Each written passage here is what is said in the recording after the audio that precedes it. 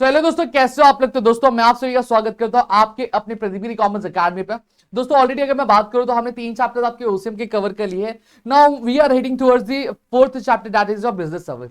और सबसे पहली चीज इस चैप्टर के बारे में बता दूं, ये चैप्टर बहुत ही ज्यादा इंपॉर्टेंट बन जाता है क्योंकि इसका वेटेज भी बहुत ज्यादा है। जो 27 मार्क्स का इसका वेटेज होने वाला है विद ऑप्शन। ठीक है, तो जो भी चीजें मैं यहाँ पे बताने उसको बहुत ध्यान से सुनेगा। चीजों को बहुत ही आराम तरीके से और अच्छे तरीके से आप क्या कंप्लीट कर सकते हैं। तो चलिए एक करके शुरुआत करते हैं, समझने की कोशिश। सबसे पहली चीज बिजनेस क्या होता है ये हम सभी को पता है, ठीक है। अब यहाँ पे हम सबसे पहले ये चीज समझ लेंगे कि सर्विसेज क्या होती है।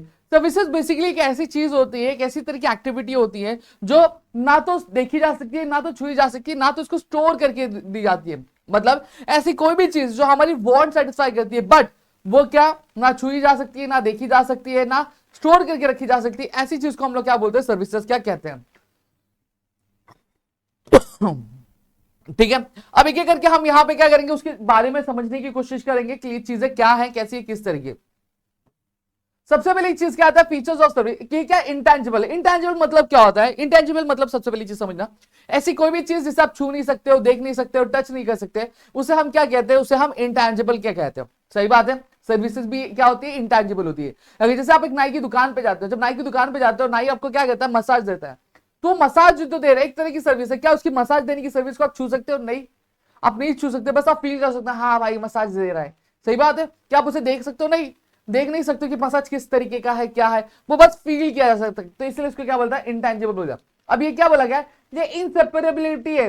Service and people who provide them can not be separated. सही बात है। अगर मैं यहां पे बात करूं कि आपका क्या हो रहा है, आपका जो नाई है, नाई क्या अगर आपको मसाज दे रहा है, क्या कर आपको मसाज दे रहा है। अब आप ये सोचो कि जो नाई है और जो मसाज है दोनों को अलग कर दो, क्या पॉसिबल हो पाएगा?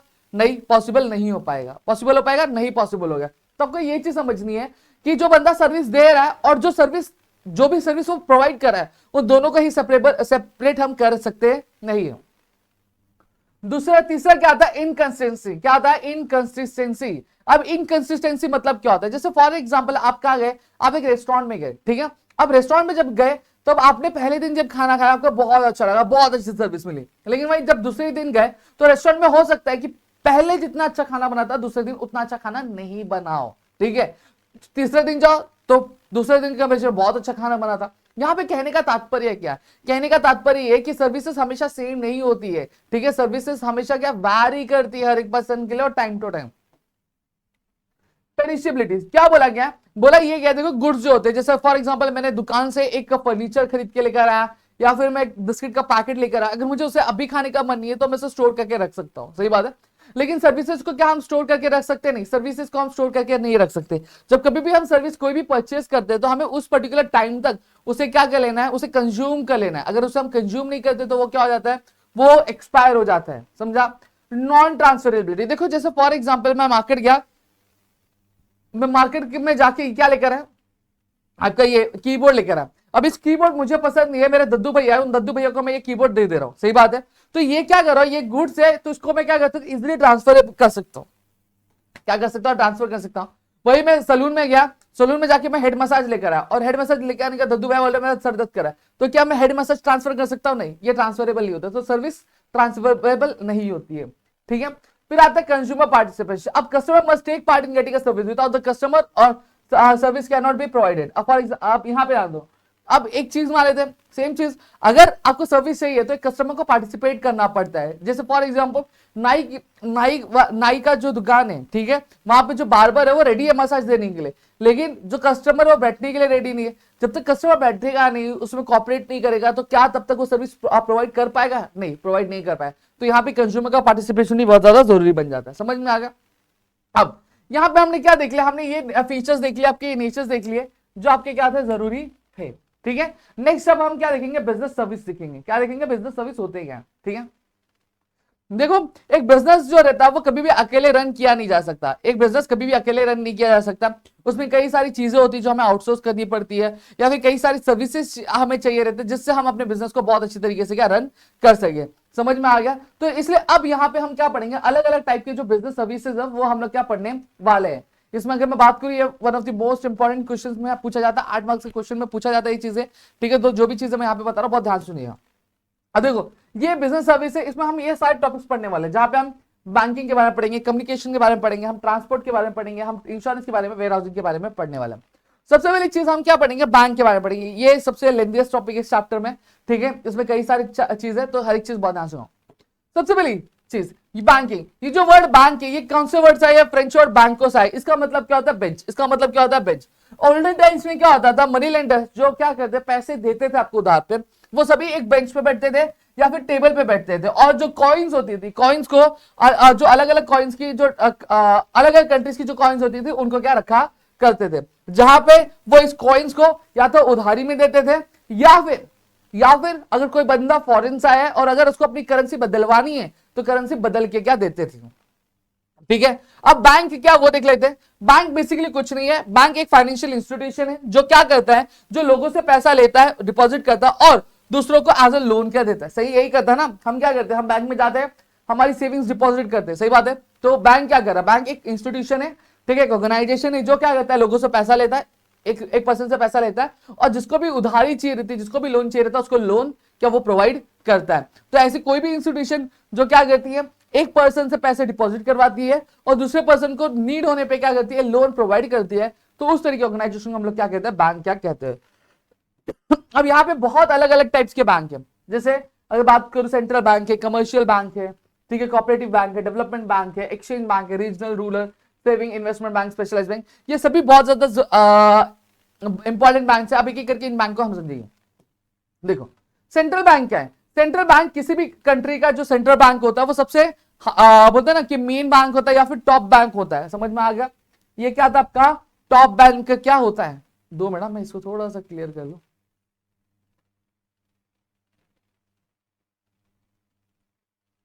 हाँ, ये क्या होता है, ये मेन बैंक होता है, ठीक है, या फिर अगर मैं बात करूं जितने भी बैंक होते हैं उस पर्टिकुलर कंट्री में, उस पर्टिकुलर कंट्री का जो सबसे हेड वाला जो बैंक होता है वो क्या होता है, वो आपका सेंट्रल बैंक क्या होता है। हर एक कंट्री का अपना खुद का एक सेंट्रल बैंक होता है। जैसे इंडिया में अगर मैं बात करूं, in India we have RBI, जिसको हम लोग क्या बोलते हैं, रिजर्व बैंक ऑफ इंडिया, ठीक है। ये स्टार्ट कौन से ईयर में होता है, ईयर 1935 में क्या स्टार्ट हुआ था, किसके कौन से एक्ट के तहत, आपका reserve bank of India act 1934 के तहत क्या किया था, इसको स्टैब्लिश किया था।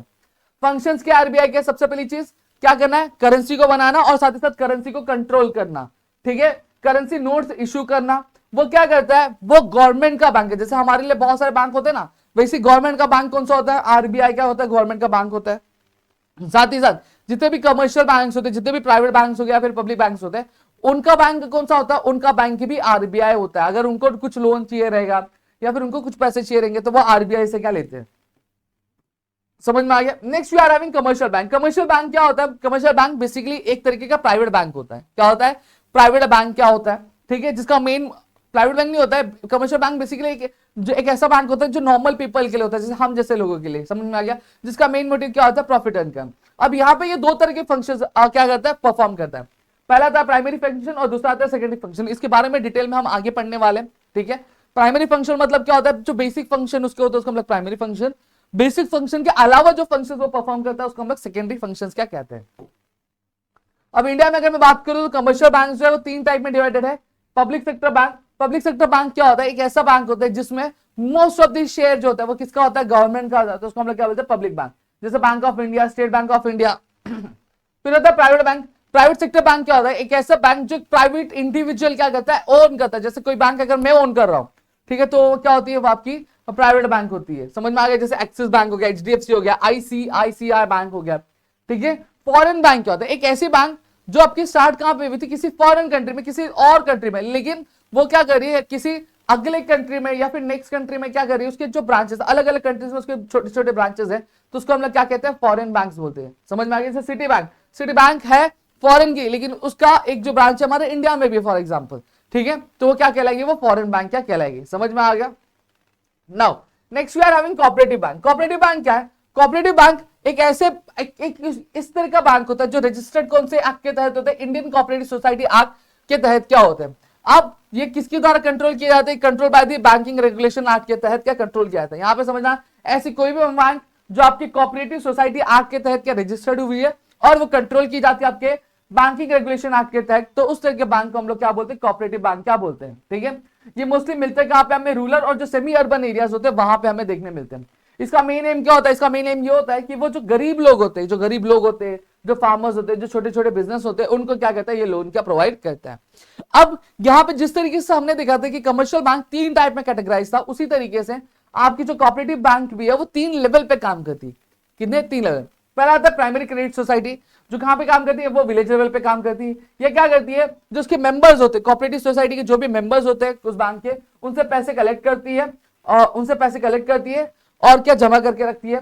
साथ ही साथ उनको जो फंड है किससे मिलते हैं, स्टेट कोऑपरेटिव बैंक और डिस्ट्रिक्ट कोऑपरेटिव बैंक से मिलते हैं, ताकि जरूरत आने पे जो गांव के गरीब लोग हैं या फिर फार्मर्स है, किसान है, उनको क्या कर सके, उनको लोन प्रोवाइड कर सके। Next we are having district central cooperative bank. ये काम कौन से लेवल पे करता है, ये डिस्ट्रिक्ट लेवल पे काम करता है। ये क्या करता है, ये डिपॉजिट जो है पब्लिक से क्या अक्वायर करता है और क्या करता है, स्टेट कोऑपरेटिव और साथ ही साथ इसको डिपॉजिट ये पब्लिक से लेता है और साथ ही साथ इसको जो फंड है वो कहां से मिलता है, स्टेट कोऑपरेटिव बैंक से मिलता है, ताकि जरूरत आने पे लोगों को क्या कर सकते हैं, ये लोन प्रोवाइड कर सके। समझा। फिर आता है स्टेट कोऑपरेटिव बैंक। ये काम कौन से लेवल पे करता है, एक स्टेट लेवल पे काम करता है। ये किसको मनी देते हैं, डिस्ट्रिक्ट और विलेज लेवल के जो कोऑपरेटिव बैंक्स होते हैं उनको पैसे प्रोवाइड करता है और साथ ही साथ उनकी जो हरकतें होती है, उनकी जो एक्टिविटीज होती है, उन एक्टिविटीज पर नजर भी रखता है। समझा। Next we are having industrial development bank, जिसको हम आईडीबी बोलेंगे। ठीक है। ये इंडस्ट्रियल डेवलपमेंट बैंक क्या होता है, ये कुछ इस तरह के बैंक्स होते हैं जो आपके इंडस्ट्रीज को मीडियम और लॉन्ग टर्म लोन्स क्या प्रोवाइड करते हैं, ताकि वो अपने बिजनेस को ग्रो कर सकते हैं या फिर जो नई नई टेक्नोलॉजीज है उसको अक्वायर कर सके। एग्जाम्पल देख लो, IFCI industrial finance corporation of India, फिर स्टेट फाइनेंस कॉर्पोरेशन, फिर महाराष्ट्र स्टेट फाइनेंस कॉर्पोरेशन। ये कुछ एग्जांपल्स है आपकी इंडस्ट्रियल डेवलपमेंट बैंक के। इसका काम क्या होता है, ये लॉन्ग टर्म लोन देता है बिजनेस को।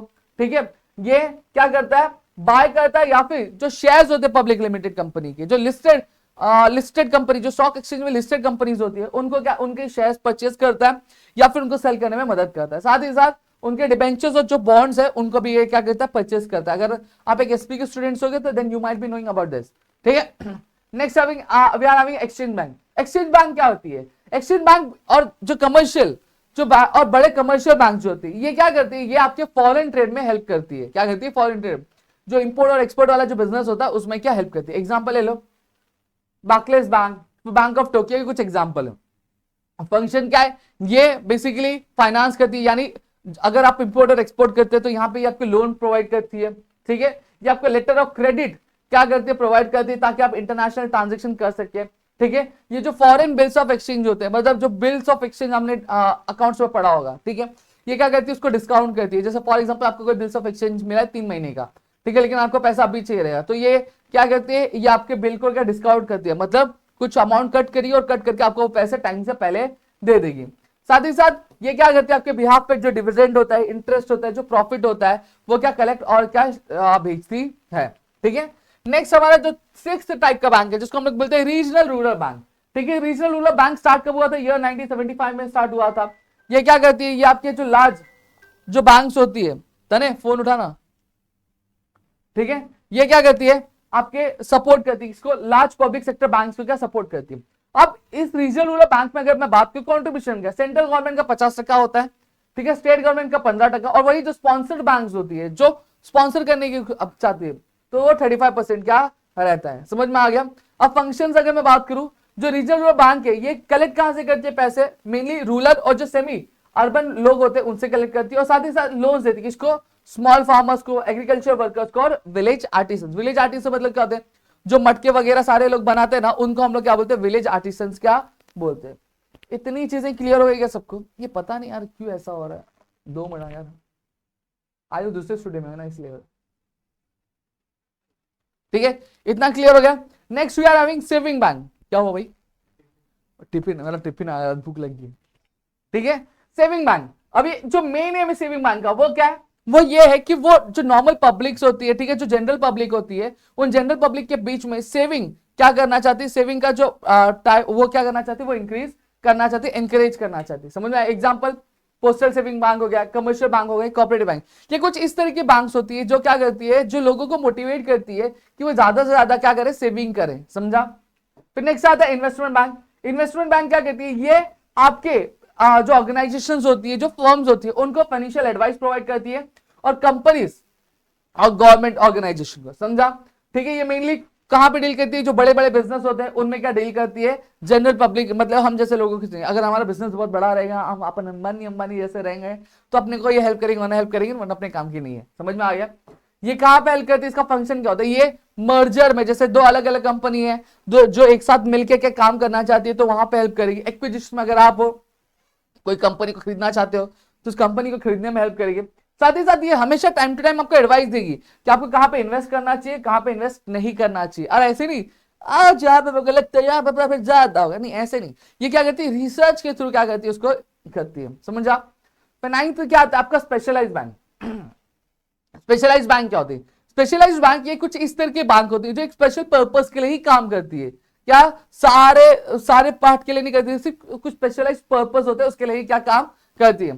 सबसे पहले जिसमें अगर बात करें एक्सपोर्ट और इंपोर्ट बैंक, जिसे एक्जिम बोलते हैं हम लोग, ये क्या करती है? जो एक्सपोर्टर्स होते हैं, जो इंपोर्टर्स होते हैं, उनको हेल्प करती है। कैसे? लोन और फाइनेंशियल हेल्प प्रोवाइड करके। ये क्या सपोर्ट करती है? ये सपोर्ट करती है इंडिया के इंटरनेशनल ट्रेड में। फिर नेक्स्ट आता है SIDBI, small industries development bank of India. ये स्टार्ट कब हुआ था? 2 अप्रैल 1990 में हुआ था। ये माइक्रो, स्मॉल और मीडियम जो एंटरप्राइजेस, मतलब जो मीडियम जो कंपनीज होती है या फिर फर्म्स होते हैं, उनको हेल्प करती है लोन और डेवलप कैसे किया जा सके उसकी एडवाइस देके। ठीक है? फिर national bank of for agriculture and rural development, जिसको नाबार्ड बोला जाता है। ये टॉप बैंक होता है एग्रीकल्चर और रूरल डेवलपमेंट के लिए। ये शॉर्ट टर्म और लॉन्ग टर्म लोन क्या प्रोवाइड करता है आपके रूरल बैंक्स में। क्लियर हो गया? नाबार्ड क्या सपोर्ट करता है? फार्मिंग को, रूरल इंडस्ट्रीज को, विलेज डेवलपमेंट को, क्या करके उनकी जो पॉलिसी प्लानिंग होती है, जो फाइनेंस होता है, वो प्रोवाइड करके। डन। अब यहाँ पे न्यू मॉडल्स ऑफ बैंकिंग हम लोग देखेंगे। यहाँ पे 2 तरह की न्यू मॉडल्स ऑफ बैंकिंग है, फिर उसके बाद हम लोग फंक्शन पे चले जाएंगे।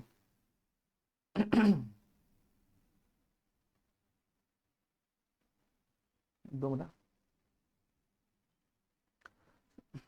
हाँ, स्मॉल फाइनेंस बैंक क्या होती है? ये स्पेशल टाइप ऑफ बैंक होते हैं इंडिया में, जो क्या करती है? जो बेसिक बैंकिंग सर्विसेज क्या प्रोवाइड करती है, जैसे डिपॉजिट कलेक्ट करना, ठीक है, लोन्स प्रोवाइड करना। इनका मेन गोल क्या होता है? ये इस तरह की बैंक होती है जो उन लोगों को सर्विस प्रोवाइड करती है जिनको जिनको जो बैंक्स होती है वो सर्विस प्रोवाइड नहीं करती। जैसे फॉर एग्जांपल मैं हूं, कुछ रीजन की वजह से जो कमर्शियल बैंक से मुझे सर्विस नहीं प्रोवाइड करते, तो मैं कहां चले जाऊंगा? स्मॉल फाइनेंस बैंक में। तो मुझे कुछ high rate of interest charge करेंगे और मुझे लोन प्रोवाइड करेंगे। तो ये इस तरह का काम होता है। ये किसके लिए होता है? ये स्मॉल बिजनेस ओनर के लिए, छोटे और जो मार्जिनल फार्मर्स उनके लिए, छोटी इंडस्ट्रीज के लिए, और जो लोग अनऑर्गेनाइज सेक्टर में काम करते हैं, मतलब जिनके ऊपर कोई भी रूल्स एंड रेगुलेशन नहीं है, उनके लिए क्या होता है। समझ में आ गया? ये आप रीड कर लेना, आपको समझ में आ जाएगा। ऑब्जेक्टिव्स क्या होते हैं? ये सेविंग फैसिलिटीज जो होती है लोगों को वो प्रोवाइड करती है, जो बैंक्स उन लोगों को नहीं प्रोवाइड करती, तो ये उन लोगों को सर्विस प्रोवाइड करती है। साथ ही साथ ये लोन्स और जो छोटे छोटे जो क्रेडिट्स होती है बिजनेस ओनर को, वो प्रोवाइड करती है स्मॉल फार्मर्स को और मार्जिनल फार्मर्स को, स्मॉल इंडस्ट्रीज को, और जो वर्कर्स होते हैं अनऑर्गेनाइज सेक्टर में, उनको ये प्रोवाइड करती है। डन।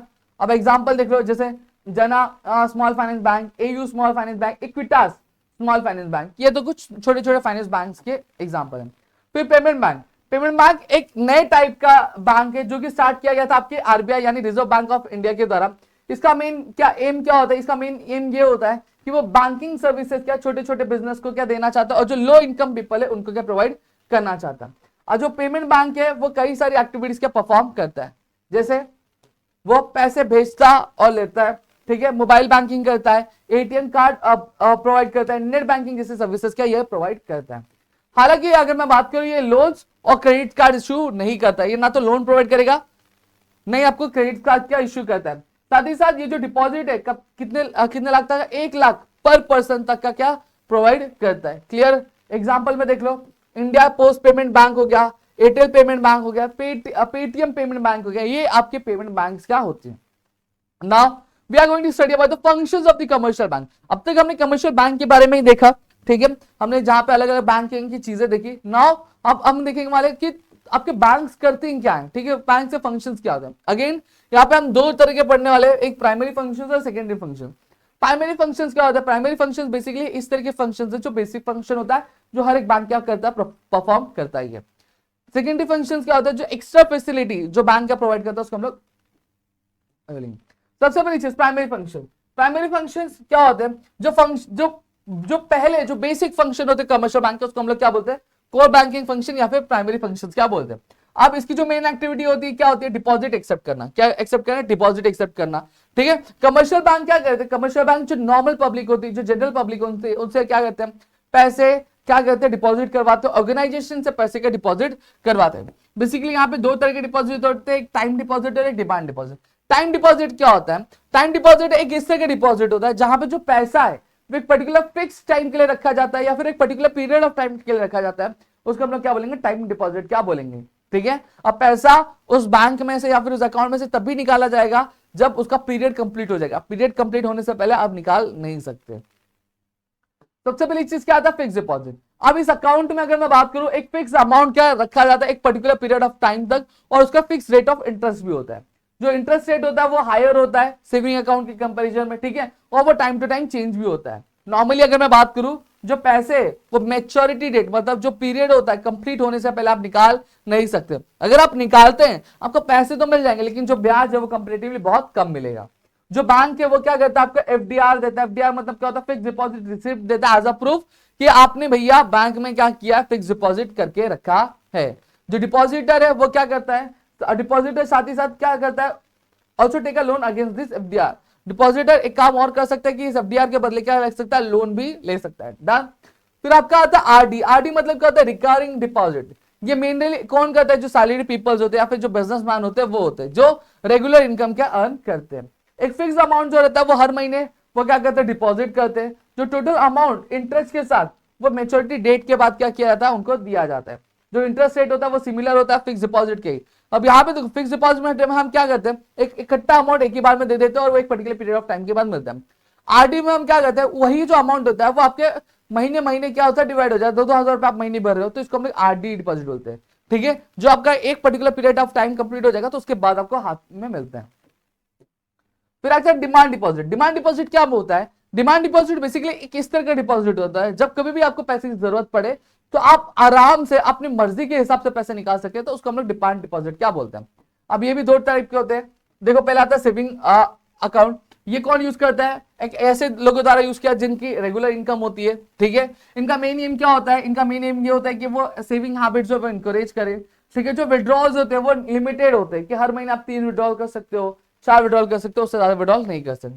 जो इंटरेस्ट रेट होता है वो बहुत कम रहता है, ठीक है। मंथली वो आपको डिपेंड करता है बैंक पे। वो इंटरेस्ट जो भी आपके पास आपने पैसा जमा करके रखा होगा उसका ब्याज महीने का मिलेगा या फिर आपको 4 महीने में एक बार मिलेगा, कुछ ऐसा पीरियड क्या उनका रहता है, या फिर ईयरली मिलेगा या फिर 6 महीने में एक बार मिलेगा। बैंक क्या प्रोवाइड करता है, बैंक आपको पासबुक प्रोवाइड करता है, एसएमएस अलर्ट प्रोवाइड करता है, साथ ही साथ अकाउंट स्टेटमेंट क्या प्रोवाइड करता है कि आपको पता रहे कि भैया मेरे अकाउंट में क्या चल रहा है क्या नहीं चल रहा है। कुछ बैंक स्पेशल ऑफर्स भी प्रोवाइड करती है, स्पेशल फैसिलिटी, जैसे आता है फ्लेक्सी डिपॉजिट। ये क्या होता है, ये सेविंग और फिक्स डिपॉजिट का क्या होता है, कॉम्बिनेशन होता है, जहां पे आपका एक लिमिट सेट किया जाता है। एक लिमिट के बाद उसके बाद अगर आपका कोई भी एक्स्ट्रा अमाउंट होता है तो उस एक्स्ट्रा अमाउंट को डायरेक्टली किस में कन्वर्ट करते हैं, एफडी में क्या कन्वर्ट कर दिया जाता है। फिर आता है मल्टीपल ऑप्शन डिपॉजिट अकाउंट, जहां पे when there is extra money it is move to a fixed deposit. क्या बोला है कि आपके पास सेविंग अकाउंट में अगर कुछ पैसे एक्स्ट्रा है जो जरूरत नहीं है वैसे पैसे अगर रखे हुए तो ऑटोमेटिकली किसमें कन्वर्ट हो जाता है, वो फिक्स डिपॉजिट में कन्वर्ट हो जाता है। When the saving account has less money to make a payment, money is moved back from the fixed deposit. अब यहां पे क्या किया जाएगा, एक्स्ट्रा पैसे होंगे तो फिक्स डिपॉजिट में कन्वर्ट हो जाएगा, और वहीं जब पैसे क्या होंगे, कम होंगे, क्या होंगे, पैसे कम होंगे आपके सेविंग अकाउंट में तो अपना वो जो फिक्स डिपॉजिट है वो टूट जाता है और आपके हाथों में पैसे आ जाते हैं, आप आराम से उसको पेमेंट कर सकते हैं। फिर next we are having current account. Current account किसके द्वारा यूज किया जाता है, बिजनेस द्वारा, हॉस्पिटल द्वारा, स्कूल द्वारा, ऑर्गेनाइजेशन द्वारा, जहां पे ट्रांजेक्शन बहुत होते हैं। यहाँ पे डिपॉजिट और विड्रॉल का कोई भी लिमिट होता नहीं है। जो बैंक होता है उसको इंटरेस्ट पे करना नहीं होता इस अकाउंट पे। जो ड्राफ्ट फैसिलिटी होती है वो अवेलेबल होती है। अगर फॉर एग्जांपल आपको पैसे निकालने 10,000 लेकिन आपके अकाउंट करंट अकाउंट में 5,000 ही है तो बैंक आपको 5,000 ओवरड्राफ्ट भी करके देती है। समझ में आ गया। जो बैंक है वो आपको क्या करती है, मंथली अकाउंट स्टेटमेंट का प्रोवाइड करती है, समझा। फिर आता है ग्रांटिंग लोन्स एंड एडवांसेस, ये है, ठीक है। बैंक क्या करती है, बैंक लोन और एडवांसेस देती है लोगों को और बिजनेस को जब कभी उनको जरूरत है। लोन जो होते हैं वो जनरली 1 साल से ज्यादा पीरियड के लिए क्या दिया जाता है। जो एडवांस होता है वो शॉर्टर पीरियड के लिए होता है, 4 महीने से लेकर 1 साल के बीच में क्या दिया जाता है। अब एडवांस में कई सारी चीजें आती है जैसे कैश क्रेडिट हो गया, ओवरड्राफ्ट हो गया, डिस्काउंटिंग ऑफ बिल्स जैसी चीजें आती है। अब लोन क्या होता है ऑलरेडी आपको पता है। यहाँ पे मैं टाइप्स ऑफ लोन बात कर, शॉर्ट टर्म लोन क्या होता है, एक ऐसा लोन होता है जो आपकी 1 साल की पीरियड तक के लिए ही जाता है, 1 साल से ज्यादा के लिए नहीं जाता, उसको हम लोग शॉर्ट टर्म लोन बोलेंगे। मीडियम टर्म लोन क्या होता है, जो 1 साल से लेकर 5 साल के पीरियड तक का दिया जाता है उसको हम लोग मीडियम टर्म लोन बोलेंगे। लॉन्ग टर्म लोन क्या होता है, ऐसा कोई भी जो लोन जो 5 साल से ज्यादा पीरियड के लिए दिया जाता है उसको हम लोग क्या बोलेंगे, लॉन्ग टर्म लोन क्या बोलते हैं, समझा। तो यहाँ पे एडवांसेस होता है, एडवांसेस मैंने ऑलरेडी आपको बताया, एडवांसेस आपके शॉर्ट टर्म फंड्स होते हैं जो बिजनेसेस क्या देते हैं ताकि उनकी जो अर्जेंट फाइनेंशियल नीड्स होती है उसको वो फुलफिल कर सकते हैं। अब टाइप्स ऑफ एडवांसेस क्या आते हैं, जिसमें पहला आता है कैश क्रेडिट, जिसको हम सीसी बोलते हैं। ये किसको दिया जाता है, ये करंट और जो सेविंग अकाउंट होल्डर होते हैं उनको दिया जाता है जब कभी उनको वर्किंग कैपिटल की नीड होती है। जो बोरोवर होता है, अब यहाँ पे जब कभी भी आप लोन लेने जाओगे, कैश क्रेडिट लेने जाओगे तो आपको एक सिक्योरिटी रखनी पड़ती है, एक कोई चीज गिरवी रखनी पड़ती है। कैश क्रेडिट का एक सेपरेट अकाउंट क्या ओपन किया जाता है, हाँ, और कैश क्रेडिट में जो इंटरेस्ट रेट होता है वो भी बहुत ज्यादा होता है। और अब ओवरड्राफ्ट की बात कर लेते हैं। ओवरड्राफ्ट की जो फैसिलिटी है वो करंट अकाउंट होल्डर्स के लिए होती है। वो क्या कर सकते हैं, they can withdraw more than their balance for a short period of time. वो क्या कर सकते हैं, अगर उनको पैसे की जरूरत है तो उनके अकाउंट में जितना पैसा, उस पैसे से ज्यादा पैसे वो क्या कर सकते हैं, विड्रॉ कर सकते हैं 15 से 60 दिनों के लिए। Interest is charge only on the amount use. Interest सिर्फ उसी अमाउंट पे यूज किया जाएगा जो आपने, इंटरेस्ट उसी अमाउंट पे चार्ज किया जाएगा जो अमाउंट आपने यूज किया रहेगा। इसके लिए कोई भी सेपरेट अकाउंट बनाया नहीं जाता, जो एंट्रीज होती है वो करंट अकाउंट में ही दिखाई जाती है और ये एक टेम्पररी अरेंजमेंट होता है, 15 से 60 दिन का एक टेम्पररी अरेंजमेंट होता है, समझा। अब आता है discounting of bills of exchange. और जो बिजनेस है, बिजनेस क्या करता है, बिजनेस आपकी जो बिल्स ऑफ एक्सचेंज है वो बैंक में देता है। बिल्स ऑफ एक्सचेंज क्या होता है, जब कभी भी आप किसी को सामान उधारी पे देते हो और आपको उस पर भरोसा नहीं होता, आप उसको लिखवा के ले लेते हो कि हाँ इतने पर्टिकुलर पीरियड के टाइम क्या करोगे, आप पैसा लौटा दोगे, तो उसको हम लोग क्या बोलते हैं, बिल्स ऑफ एक्सचेंज क्या बोलते हैं, समझ में आ गया। अब आपको 3 महीने तक आप वेट नहीं कर सकते, आपको पैसे की अभी जरूरत होती है तो आप बैंक में जाते हो, बैंक क्या करती है, बिल्स ऑफ एक्सचेंज लेती है, उसके बदले कुछ अमाउंट आपको चार्ज करती है और चार्ज करके आपको क्या पैसे टाइम से पहले दे देती है। उसी चीज को हम लोग क्या बोलते हैं, डिस्काउंटिंग ऑफ बिल्स क्या बोलते हैं। अब यहाँ पे हम आते हैं सेकेंडरी फंक्शन, क्या आते हैं सेकेंडरी फंक्शन। सेकेंडरी फंक्शंस की अगर मैं बात करूं तो बेसिकली 2 टाइप में डिवाइडेड है, एक आता है आपका एजेंसी फंक्शन और एक यूटिलिटी फंक्शन। एजेंसी फंक्शन क्या होता है, एजेंसी फंक्शन बेसिकली एक इस तरह का काम होता है, एक इस तरह के फंक्शन होते हैं जहां पे बैंक क्या बनता है, एज अ मीडिएटर बनता है या फिर एज अ एजेंट बनकर क्या काम करता है, तो उसको हम लोग क्या बोलते हैं, एजेंसी फंक्शन। ये पहला क्या होता है, पीरियोडिक कलेक्शन एंड पेमेंट। जो बैंक क्या करता है, अपने कस्टमर्स को हेल्प करता है, क्या करके, और उनके जो एम्प्लॉयज उनको सैलरी देके या फिर उनकी सैलरी कलेक्ट करके, उनकी डिविडेंड कलेक्ट करके, उनकी इंटरेस्ट रेगुलरली कलेक्ट करके, ठीक है। साथ ही साथ उनके बिहाफ पे क्या करता है, पेमेंट्स भी करता है, किसके, टैक्सेस के, बिल्स के, इंश्योरेंस प्रीमियम के या फिर रेंट के कस्टमर के बिहाफ पे। जो कस्टमर क्या करता है, कस्टमर बेसिकली बैंक को एक रिटर्न परमिशन देगा कि हाँ आप मेरे बिहाफ पे कोई भी चीज कलेक्ट कर सकते हो या फिर पे कर सकते हो। फिर क्या आता है, पोर्टफोलियो मैनेजमेंट। बैंक क्या करता है, बैंक हेल्प करता है अपने कस्टमर्स को कि उनको कौन से शेयर सिक्योरिटीज खरीदनी चाहिए और कौन सी सिक्योरिटीज नहीं खरीदनी चाहिए, कौन से शेयर्स, कौन से बॉन्ड्स और डिबेंचर्स खरीदना है नहीं खरीदना है, वो उसमें हेल्प करता है। इसी चीज को हम लोग, इसी सर्विस को हम लोग क्या कहते हैं, पोर्टफोलियो मैनेजमेंट क्या कहते हैं, ठीक है। साथ ही साथ ये जो चीज होती है, ये चीज हेल्प करती है उनके कस्टमर्स को कि वो क्या कर सके, वो उनकी जो इन्वेस्टमेंट है उसको इजिली और सेफली क्या हैंडल कर सके। बहुत सारे जो क्लाइंट्स होते हैं इन सर्विस का क्या कहते हैं, फायदा उठाते हैं ताकि वो अच्छे से पैसे क्या मैनेज कर सके। फिर नेक्स्ट क्या आता है, फंड ट्रांसफर। बैंक क्या करता है, bank helps in sending money from one branch to another और even to the another bank, ठीक है। तो provide money easy and safe methods to transfer our money such as NEFT, RTGS, IMPS online. ये मतलब क्या होता है, जैसे आपको एक अकाउंट से दूसरे अकाउंट में पैसे ट्रांसफर करने हैं तो ये वो फैसिलिटी भी प्रोवाइड करता है आपको बैंक, ठीक है, जहां पे आप एक अकाउंट से दूसरे अकाउंट या फिर एक बैंक से दूसरे बैंक का पैसे ट्रांसफर कर सकते हैं आपके एनएफटी, आरटीजीएस, आईएमपीएस की मदद से। डीमेटेरियलाइजेशन मतलब क्या होता है, बैंक क्या करता है, अपने कस्टमर्स को अलाउ करता है कि उनके जो भी शेयर्स होंगे, उनकी जो भी सिक्योरिटीज होंगी, उनके जो सर्टिफिकेट्स होते हैं उनको पेपर में ना हैंडल करके उनको एक डिजिटल मैनर में हैंडल करें, और इसी सर्विस को हम लोग क्या बोलते हैं, डीमेटेरियलाइजेशन क्या बोलते हैं। ये जो चीज होती है, ये चीज हेल्प करती है उनको कोई भी शेयर्स खरीदने और बेचने में इजिली, और साथ ही साथ उनकी जो इनकम होती है या फिर उनकी जो कमाई होती है वो भी बहुत सेफ रहती है। फिर होता है फॉरेक्स ट्रांजेक्शन। फॉरेक्स ट्रांजेक्शन मतलब क्या, फॉरेक्स मतलब फॉरेन एक्सचेंज, ठीक है। फॉर एग्जाम्पल कोई कंपनी है, वो फॉरेन एक्सचेंज अर्न करती है, ठीक है, डॉलर्स में अर्न करते हैं, लेकिन अब उसको इंडियन रुपीज में यूज करना है तो बैंक के पास जाएगी, डॉलर्स देगी और डॉलर्स के बदले क्या लेगी, इंडियन रुपी क्या लेगी। इसी चीज को हम लोग क्या बोलते हैं, फॉरेक्स ट्रांजेक्शन बोलते हैं।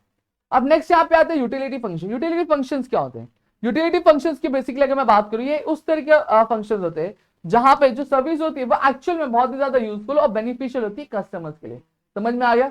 सबसे पहली चीज क्या आता है, issue of draft and cheque. अब ड्राफ्ट या जो चेक एक ऑर्डर होता है क्या, कि पैसे पे करने के लिए जो बैंक होता है वो ड्राफ्ट देता है, ठीक है, बैंक्स को, सॉरी कस्टमर्स को, जहां पे वो क्या कर सकता है, वो इजिली पैसे ट्रांसफर कर सकता है या फिर पैसे विड्रॉ कर सकता है। लॉकर फैसिलिटी, बैंक क्या करता है, बैंक अपने कस्टमर्स को लॉकर फैसिलिटी प्रोवाइड करता है ताकि आप उसके उनके जो वैल्यूएबल चीजें होती है जैसे गोल्ड हो गया, डॉक्यूमेंट्स हो गया, ज्वेलरी हो गया, उनको बहुत सेफली रख सकें। ये one of the most common services होती है जो सारे बैंक द्वारा क्या प्रोवाइड की जाती है। फिर नेक्स्ट आता है प्रोजेक्ट रिपोर्ट। बैंक क्या करती है, हेल्प करती है बिजनेस को क्या प्रोजेक्ट रिपोर्ट क्या प्रिपेयर करने के लिए, ठीक है। बहुत ही अच्छी स्टडीज के बाद ये जो रिपोर्ट्स होती है ये कंपनीज को हेल्प करती है ताकि वो लोन ले सके, ठीक, गवर्नमेंट की जो अप्रूवल्स होती है उनके प्रोजेक्ट्स के लिए वो क्या ले सके। गिफ्ट चेक, बैंक क्या करता है, इशू करता है गिफ्ट चेक या फिर गोल्ड कॉइन, दोनों ही लोगों का। अगर आपका उस बैंक में अगर अकाउंट होगा तो भी, अगर नहीं होगा तो भी आपको क्या हेल्प करेगा, ठीक है। जो गिफ्ट चेक कब दिया जाता है, जैसे स्पेशल ओकेजन हो गया, जैसे बर्थडे हो गया, वेडिंग्स हो गया, फिर फेस्टिवल, उस टाइम पे क्या दिया जाता है। अंडरराइटिंग सर्विसेज क्या होती है, अंडरराइटिंग सर्विसेज एक ऐसी सर्विस होती है जब कभी भी जो कंपनियां होती हैं वो अपने शेयर्स बेचती रहती है या फिर सिक्योरिटीज बेचती रहती है, तो यहाँ पे जो बैंक है वो जाके उनको कहता है कि भैया आप टेंशन मत लो, हम आपकी इसको बेचने में हेल्प करेंगे, अगर ये आपके नहीं बिके तो हम क्या करेंगे, हम इन शेयर्स को क्या खरीदेंगे। तो इसको हम लोग क्या बोलते हैं, अंडरराइटिंग सर्विस क्या बोलते हैं, गोल्ड रिलेटेड सर्विस। अब आज के डेट में बहुत सारी जो बैंक्स होती है वो गोल्ड रिलेटेड सर्विस भी प्रोवाइड करती है, वो गोल्ड लोन्स प्रोवाइड करती है, गोल्ड कॉइन्स को बेचती है, ठीक है। साथ ही साथ आपको एडवाइस करती है गोल्ड फंड्स कैसे मैनेज करना है, खरीदना चाहिए कि नहीं खरीदना चाहिए। साथ ही साथ गोल्ड ईटीएफ जो रहते हैं उसके लिए भी क्या आपको हेल्प करती है। समझ में आ गया। तो ये पूरा बैंक का आपका पूरा टॉपिक था। अब यहाँ पे हम क्या कहेंगे, ई बैंक की चीजें हम लोग क्या यहाँ पे देखने वाले। ई बैंक स्टार्ट किसके लिए होता है, ई बैंकिंग स्टार्ट होता है आपके लिए इलेक्ट्रॉनिक बैंकिंग में, जहां इसको हम लोग वर्चुअल बैंकिंग भी क्या कहते हैं, ठीक है। ये बेसिकली इस तरह की चीजें होती है जहां पे पूरी जो बैंकिंग एक्टिविटी होती है वो आप क्या फिजिकली नहीं करता, वर्चुअल करते अपने मोबाइल फोन पे, अपने टैबलेट में, ठीक है, अपने लैपटॉप पे बैठ के। तो इस तरह की बैंकिंग हम लोग क्या बोलते हैं, ई बैंकिंग सर्विसेज क्या बोलते हैं। सबसे पहली चीज क्या होता है, एटीएम। एटीएम की अगर फुल फॉर्म की बात करूं तो वो क्या होता है, ऑटोमेटेड टेलर मशीन होता है। ये एक इलेक्ट्रॉनिक मशीन होती है जहां जो कस्टमर को क्या करती है, अलाउ करती है कि वो अपने जो पैसे वो आराम से एटीएम कार्ड के थ्रू क्या निकाल सके। आज की डेट में कई सारे बैंक है जिनके पास सीडीएम होता है, जिसको हम लोग क्या बोलते हैं, कैश डिपॉजिट मशीन बोलते हैं, जहां पे वो इजिली पैसे निकाल भी सकते हो और इजिली पैसे डिपॉजिट भी क्या कर सकते हैं अपने अकाउंट में। फिर आता है credit card. Credit card basically एक पेमेंट कार्ड है जो बैंक द्वारा किया जाता है, जहां पे एक जो कार्ड होल्डर होता है उसको अलाउंस दी जाती है कि आप कोई भी जो गुड्स है या फिर सर्विस खरीद सकते हैं, ठीक है, और बाद में उसकी पेमेंट क्या आप कर सकते हैं। बैंक बेसिकली आपको एक शॉर्ट टर्म के लिए लोन प्रोवाइड करता है, फिर आपको उस पर्टिकुलर पीरियड के बाद वो लोन क्या है चुकता करना होता है। जो बैंक होता है वो बैंक आपको एक क्रेडिट कार्ड की लिमिट देता है, जैसे आपकी क्रेडिट कार्ड से 20,000 की आप उधार ले सकते हैं या फिर 50,000 की उधार ले सकते हैं, तो ऐसी एक लिमिट क्या सेट हो जाती है। फिर डेबिट कार्ड। डेबिट कार्ड एक ऐसा कार्ड होता है जो बैंक द्वारा किया जाता है जब एक नया अकाउंट ओपन किया जाता है। जो पर्सन होता है वो उसके डेबिट कार्ड जो होता है पेमेंट के लिए यूज करता है या फिर जो मनी डायरेक्टली पेमेंट के लिए यूज करता है, फिर पेमेंट के यूज करता है, जिसकी वजह से वो कहीं पे भी डेबिट कार्ड यूज करेगा तो डायरेक्टली जो अमाउंट होता है वो उसके बैंक अकाउंट से क्या डिडक्ट कर दिया जाता है। फिर आता है आरटीजीएस। आरटीजीएस क्या होता है, रियल टाइम ग्रॉस सेटलमेंट। ये बेसिकली एक तरह का फंड ट्रांसफर होता है, ठीक है। रियल टाइम ग्रॉस सेटलमेंट मतलब क्या होता है, जब कभी भी जो आरटीजीएस आप करते हो तो पैसे जो होते हैं इमीडिएटली सामने वाले के बैंक अकाउंट में क्या ट्रांसफर हो जाते हैं, क्या हो जाते हैं, ट्रांसफर हो जाते हैं। ऐसा नहीं है कि यहाँ पे 10 आरटीजीएस आएंगे तब जाके ट्रांसफर, ऐसा नहीं होता है, या फिर एक पर्टिकुलर पीरियड के बाद टाइम तक ही ट्रांसफर का, ऐसा नहीं होता। तुरंत आपका एप्लीकेशन आपने दिया, तुरंत पैसे क्या हो जाएंगे, ट्रांसफर हो जाएंगे। इसको हम लोग क्या बोलते हैं, आरटीजीएस क्या बोलते हैं। समझ में आ गया। एनएफटी क्या होता है, NFT basically national electronic fund transfer होता है, जो कि एक बैंक से दूसरे बैंक या फिर जो दूसरे कंट्री में क्या ट्रांसफर करने के लिए आपको यूज होगा, सॉरी एक बैंक से दूसरे बैंक में ट्रांसफर करने के लिए यूज किया जाता है। एनएफटी ट्रांजेक्शन जो होते हैं वो बैचेस में किया जाता है। बैचेस मतलब एक पर्टिकुलर स्लॉट होता है कि इस पर्टिकुलर स्लॉट में ही हमें क्या करना है, ट्रांसफर क्या करना चाहिए, ठीक है। अब जो आरटीजीएस होता है वो 8 बजे से लेकर 7 बजे तक क्या किया जाता है और हर आधे घंटे में एनएफटी की जाती है। अब आरटीजीएस और एनएफटी में डिफरेंस क्या होता है, आरटीजीएस जो होता है वो इमीडिएट किया जाता है, एनएफटी जो किया जाता है वो बैचेस में किया जाता है। समझ में आ गया। आरटीजीएस जैसे एक एप्लीकेशन आया तुरंत कर दिया, एनएफटी कैसे आने दो 3 साल एक पर्टिकुलर स्लॉट में फिर एक साथ किए जाती है। क्लियर हो गया, डन।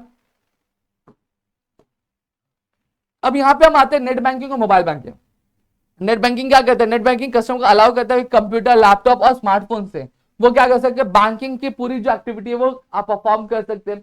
ये हेल्प करता है उनको बैलेंस चेक करने का, बिल्स पेमेंट करने का, पैसे ट्रांसफर करने का, साथ ही साथ उनके अकाउंट में कितने ट्रांजेक्शन हुए उस चीज को चेक करने का। मोबाइल बैंकिंग अलाउ करते हैं कस्टमर्स को कि मोबाइल फोन्स जो होते हैं बैंक के लिए क्या यूज किया जा सकते हैं, बैंकिंग के लिए यूज किया जा सकता है। ठीक है, जो कस्टमर्स का एक रजिस्टर्ड वो रजिस्टर्ड होता है बैंक से, उनको एक स्पेशल कोड मिलता है और एक ऐप मिलती है क्या पर्टिकुलर ट्रांजेक्शन करने के, ठीक है। फिर आता है आईएमपीएस। आईएमपीएस मतलब क्या होता है, इमीडिएट पेमेंट सर्विस, ठीक है। अब आईपीएस स्टार्ट किसके लिए होता है, मैंने ऑलरेडी बताया, इमीडिएट पेमेंट सर्विस के लिए होता है। ये अलाउ करता है कस्टमर को कि जो पैसे इजिली आप क्या कर सकते अपने अकाउंट से किसी और बैंक अकाउंट में क्या इजिली ट्रांसफर क्या कर सकते हैं। हालांकि ये हॉलीडेज और जो रात के टाइम पे भी आप इजिली क्या कर सकते, कोई भी रोक टोक होता नहीं है। समझ में आ गए, इतनी चीजें मेरे ख्याल से आपको क्लियर हो गई होंगी। अब बढ़ते हैं हमारे अगले टॉपिक पे जिसका नाम है इंश्योरेंस। अब इंश्योरेंस की सीधी सीधी बात करते हैं। इंश्योरेंस क्या होता है, एक तरह का प्रोटेक्शन होता है कि जो भी आपके फाइनेंशियल लॉस होती है, उस फाइनेंशियल लॉस को रिकवर करने के लिए एक जो प्रोटेक्शन होता है उसको हम लोग इंश्योरेंस क्या बोलते हैं। ये क्या कहते हैं, ये लोगों को और जो बिजनेस को हेल्प करता है कि जो भी रिस्क होती है, जो भी लॉसेज होते हैं, उनसे क्या प्रोटेक्ट करने के लिए। समझ में आ गया। अब यहाँ पे कुछ टर्मिनोलॉजी से ये इतना ही इंपॉर्टेंट नहीं है आपके लिए, एक बार रीड करना चाहेगा तो रीड कर लेना। Now next moving towards directly towards the principle of the insurance. अब एक जो इंश्योरेंस होता है उसके लिए क्या क्या प्रिंसिपल होता है, पहले ये principle of utmost good faith. अब जितने टाइप के भी इंश्योरेंस होते हैं उन सभी में जो इंश्योरर होता है, जो इंश्योर्ड होता है, उन सभी को क्या होना चाहिए, एक दूसरे पे ट्रस्ट होना चाहिए। और जब कभी भी जो भी इंफॉर्मेशन क्या की जा रही है, शेयर की जा रही है, दोनों ही लोगों के बीच में जो इंफॉर्मेशन है बहुत ही हॉनेस्टी के साथ क्या शेयर की जानी चाहिए, जहां पे पूरा कंप्लीट करेक्ट और क्लियर इंफॉर्मेशन क्या देना चाहिए जब कभी भी इंश्योरेंस कॉन्ट्रैक्ट क्या बनाया जा रहा है, ठीक है। जो इंश्योर्ड है, ठीक है, उसको सारी डिटेल्स देनी चाहिए आपके इंश्योर्ड के बीच में, और जो इंश्योरेंस है उसको सारे जो टर्म्स एंड कंडीशंस है उसको क्लियरली क्या एक्सप्लेन करना चाहिए सामने वाले को। अब आता है principle of insurable interest. Insurable interest मतलब क्या होता है, जो इंश्योरेंस होता है वो हमेशा अपनी चीजों पे ही क्या लिया जा सकता है, दूसरों की चीजों पे इंश्योरेंस कभी भी लिया जा सकता नहीं है। समझ में आ गया, ठीक है। अब एक जो इंसान होता है, एक जो पर्सन होता है, वो हमेशा अपनी लाइफ और अपनी प्रॉपर्टी पे ही इंश्योरेंस ले सकता है, दूसरे की लाइफ और दूसरे की प्रॉपर्टी पे इंश्योरेंस ले नहीं सकता। एक जो बिजनेसमैन होता है उसके इंश्योरेबल इंटरेस्ट होता है सिर्फ उसके बिजनेस की गुड्स और बिल्डिंग्स के ऊपर। समझ में आ गया। हाँ, लाइफ इंश्योरेंस में अगर बात करो तो insurable interest must exist at the time of taking of the policy. Next आता है principle of indemnity. Principle of indemnity मतलब क्या होता है, प्रिंसिपल ऑफ इंडेमनिटी ये होता है कि जो इंश्योरेंस कंपनी होती है, इंश्योरेंस कंपनी की रिस्पॉन्सिबिलिटी होती है कि वो क्या करेगी, जो बंदा जिसने इंश्योरेंस लिया है उसका अगर कोई भी लॉस होता है तो वो उस लॉस का भुगतान इस तरीके से करेंगे कि लॉस होने से पहले जिस कंडीशन में था वो बंदा उस कंडीशन में वापस जा सके। इसी चीज को प्रिंसिपल ऑफ इंडेमनिटी बोला जाता है। फिर प्रिंसिपल ऑफ सब्रोगेशन मतलब क्या होता है, फॉर एग्जाम्पल अगर कोई चीज है, चीज क्या हो गई, आपने एक फायर इंश्योरेंस लिया था फर्नीचर का, ठीक है। अब आपने वो जो फर्नीचर है वो जल गया। अब जलने के बाद क्या हो गया, आपने इंश्योरेंस कंपनी में क्लेम किया, इंश्योरेंस कंपनी आई आपको उसका क्या भुगतान किया। अब भुगतान करने के बाद उस फर्नीचर का जो भी बचा खुचा चीज रहेगा वो सारी जो प्रॉपर्टी होगी वो किसके पास चली जाएगी, वो इंश्योरेंस कंपनी के पास चली जाएगी, क्योंकि इंश्योरेंस कंपनी ने आपको उसका भुगतान किया हुआ। फिर आता है प्रिंसिपल ऑफ कंट्रीब्यूशन। क्या आता है, प्रिंसिपल ऑफ कंट्रीब्यूशन। अब यहाँ पे क्या होता है, जैसे मान लीजिए यहाँ पे दो कंपनी है, ये कीबोर्ड है, इस कीबोर्ड का मैंने क्या लिया है, इस कीबोर्ड का मैंने आपका इंश्योरेंस लिया है। क्या लिया मैंने, इंश्योरेंस लिया। अब इंश्योरेंस मैंने एक कंपनी से नहीं लिया, दो कंपनी से लिया। कितने लाख का, 1 लाख का इंश्योरेंस लिया। अब ये कीबोर्ड खराब हो गया या फिर जल गया, ठीक है। अब यहाँ पे क्या मुझे दोनों कंपनी से 1-1 लाख रुपए आएंगे, नहीं, दोनों कंपनी से 1-1 लाख रुपए नहीं आएंगे। अब यहाँ पे दोनों कंपनी को पता है कि एक ही चीज के लिए इंश्योरेंस लिया गया है, तो दोनों कंपनी मिलकर आपको 1 लाख रुपया देंगी।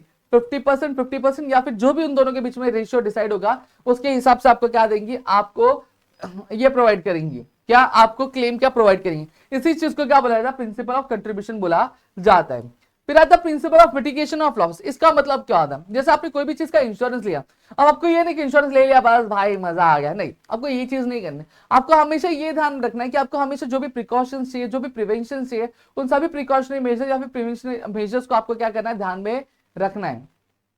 क्या रखना है आपको ध्यान में रखना, आपको कोई भी चीज जो इधर उधर करनी नहीं है, ठीक है। अब ऐसा नहीं कि आपने इसका फायर इंश्योरेंस ले लिया तो आप इसको आगे के बीच में जलाओगे या फिर नहीं, आपको हर एक जो मेजर जरूरी है कि इसको आग से बचाने रखने के लिए वो सारी चीजें क्या आपको करनी पड़ेगी जिससे आपका लॉस क्या कम हो सकेगा।